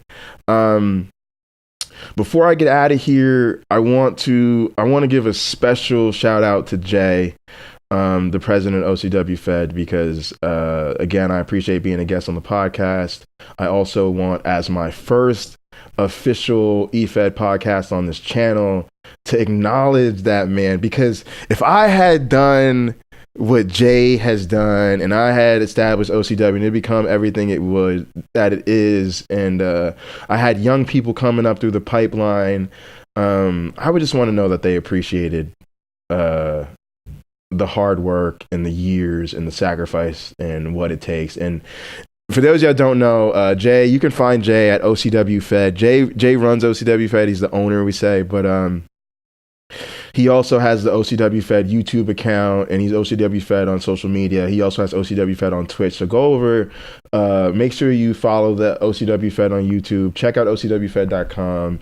Show Jay some love. If you can, follow him, subscribe, cheer, tip, donate, buy some merch, whatever you can do. Because the man is working hard and he's great at it. I mean, OCW is great. If you looked at the organization and the way we have a staff to handle our cards and the people that you can go to when these things happen, and you do have people you can talk to when there are issues, and the way we have our system and I mean, it's just all really, really great. And as somebody who wanted to start something like that, God, I feel like Jay literally has undergone the 15 years for me. And I can just show up as a rookie like so many of us can and just join it and have fun with it. So and also I want people to know that throughout all this, I know people think like, I don't want people to think I'm having a hard time in OCW Fed, or that because you heard me on Jay's podcast earlier this week for 2.5 hours and he was kind of chewing me out because he was in his feels about some of the shit I said, and I came back and let him know exactly where I was at with some of those things. I don't want people to think that like there's animosity between us. Jay and I have had nothing but pleasant professional interactions. I've always felt welcome in his stream. He's always felt welcome in mine. We always show him a ton of love when he comes through. And that's not just to be kiss asses, it's because we appreciate him. And we appreciate it when he comes through and show some love to the channel. He's always been easy to talk to. He's always been understanding. All our conversations have been professional. And even when we've disagreed with each other, they've always stayed on topic. They've never been him insulting me personally. They've never been me insulting him personally, at least not knowingly.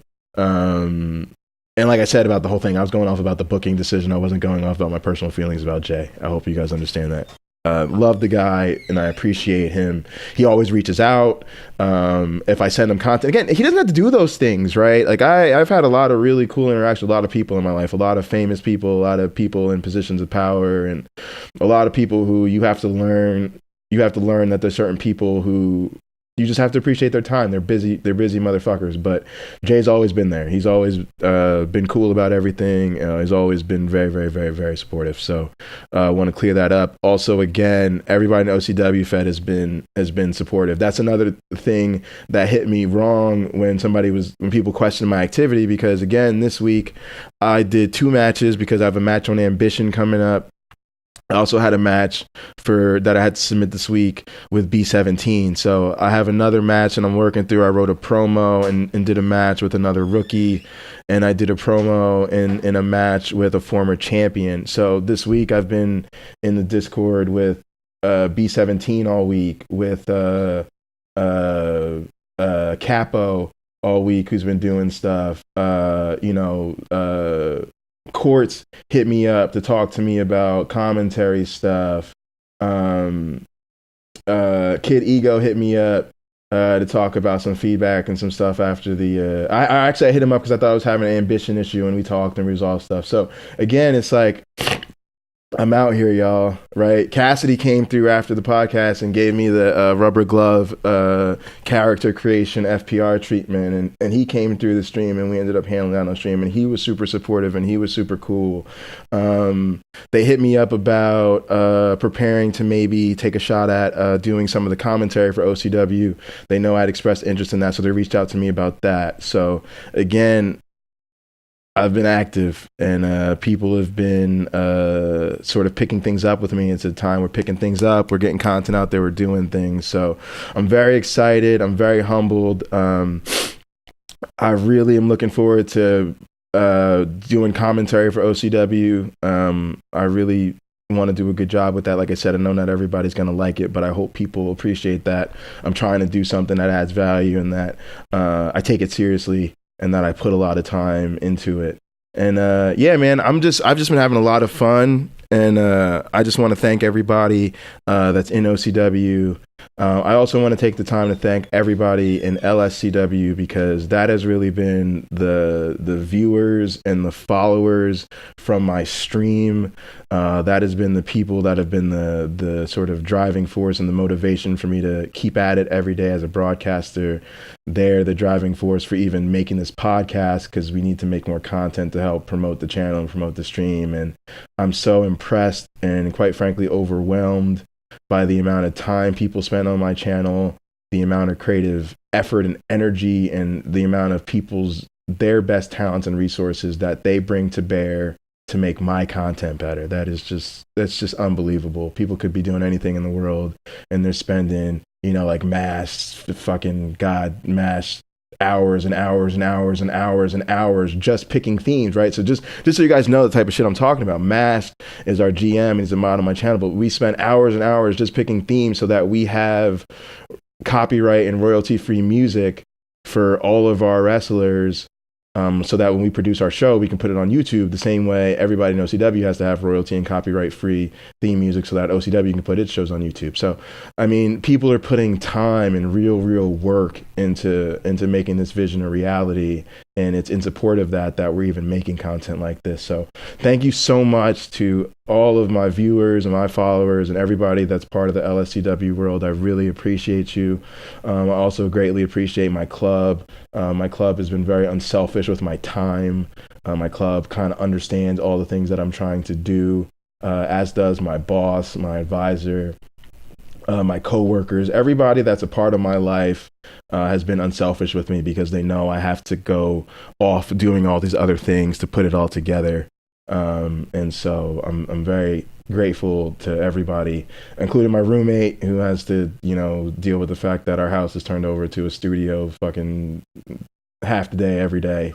And the way the people are respectful and, you know, try to allow us the space to do what we do. So it really is a lot that goes into it, and I'm very thankful for everyone.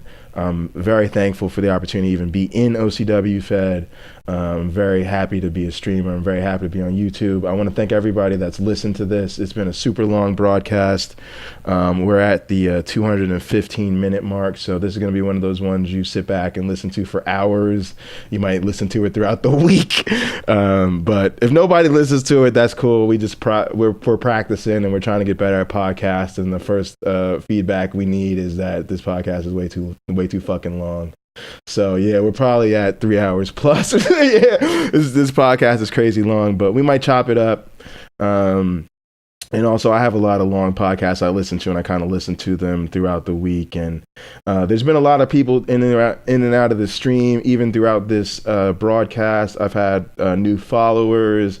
I've had people come in and asking questions. I have Taylor Gang right here talking about this all seems pretty dope, and where can I find the podcast? So people are out here showing love, man. People are out here trying to show love and trying to help us grow, help us achieve our goals. So thank you all so much. Shout out to my DM crew.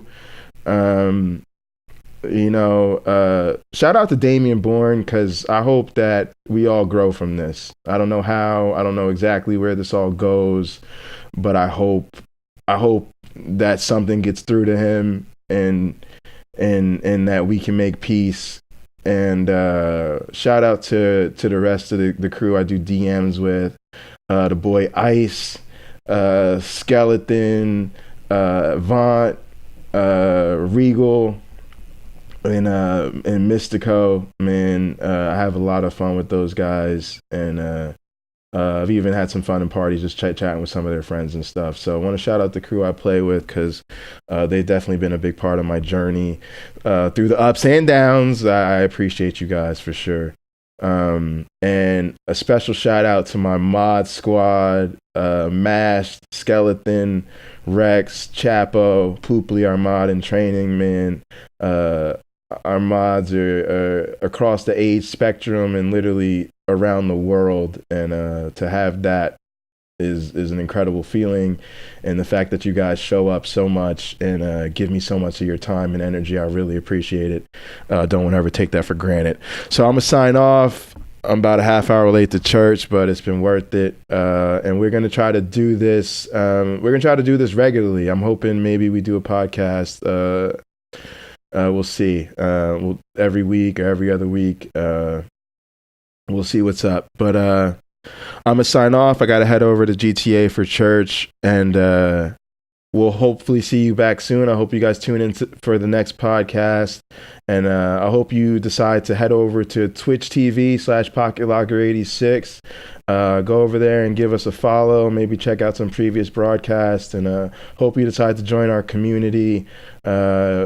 You can hit me up on Discord. You can find me on Twitter. You can find me on Facebook. You can find me on Instagram, and I'm PocketLocker86 on all of those things. So reach out to me. Thank you so much for y'all love and support. Have a great week, and I'll talk to you soon. And Man, thank you, thank you, thank you, thank you, thank you, thank you, thank you. Good night, everybody.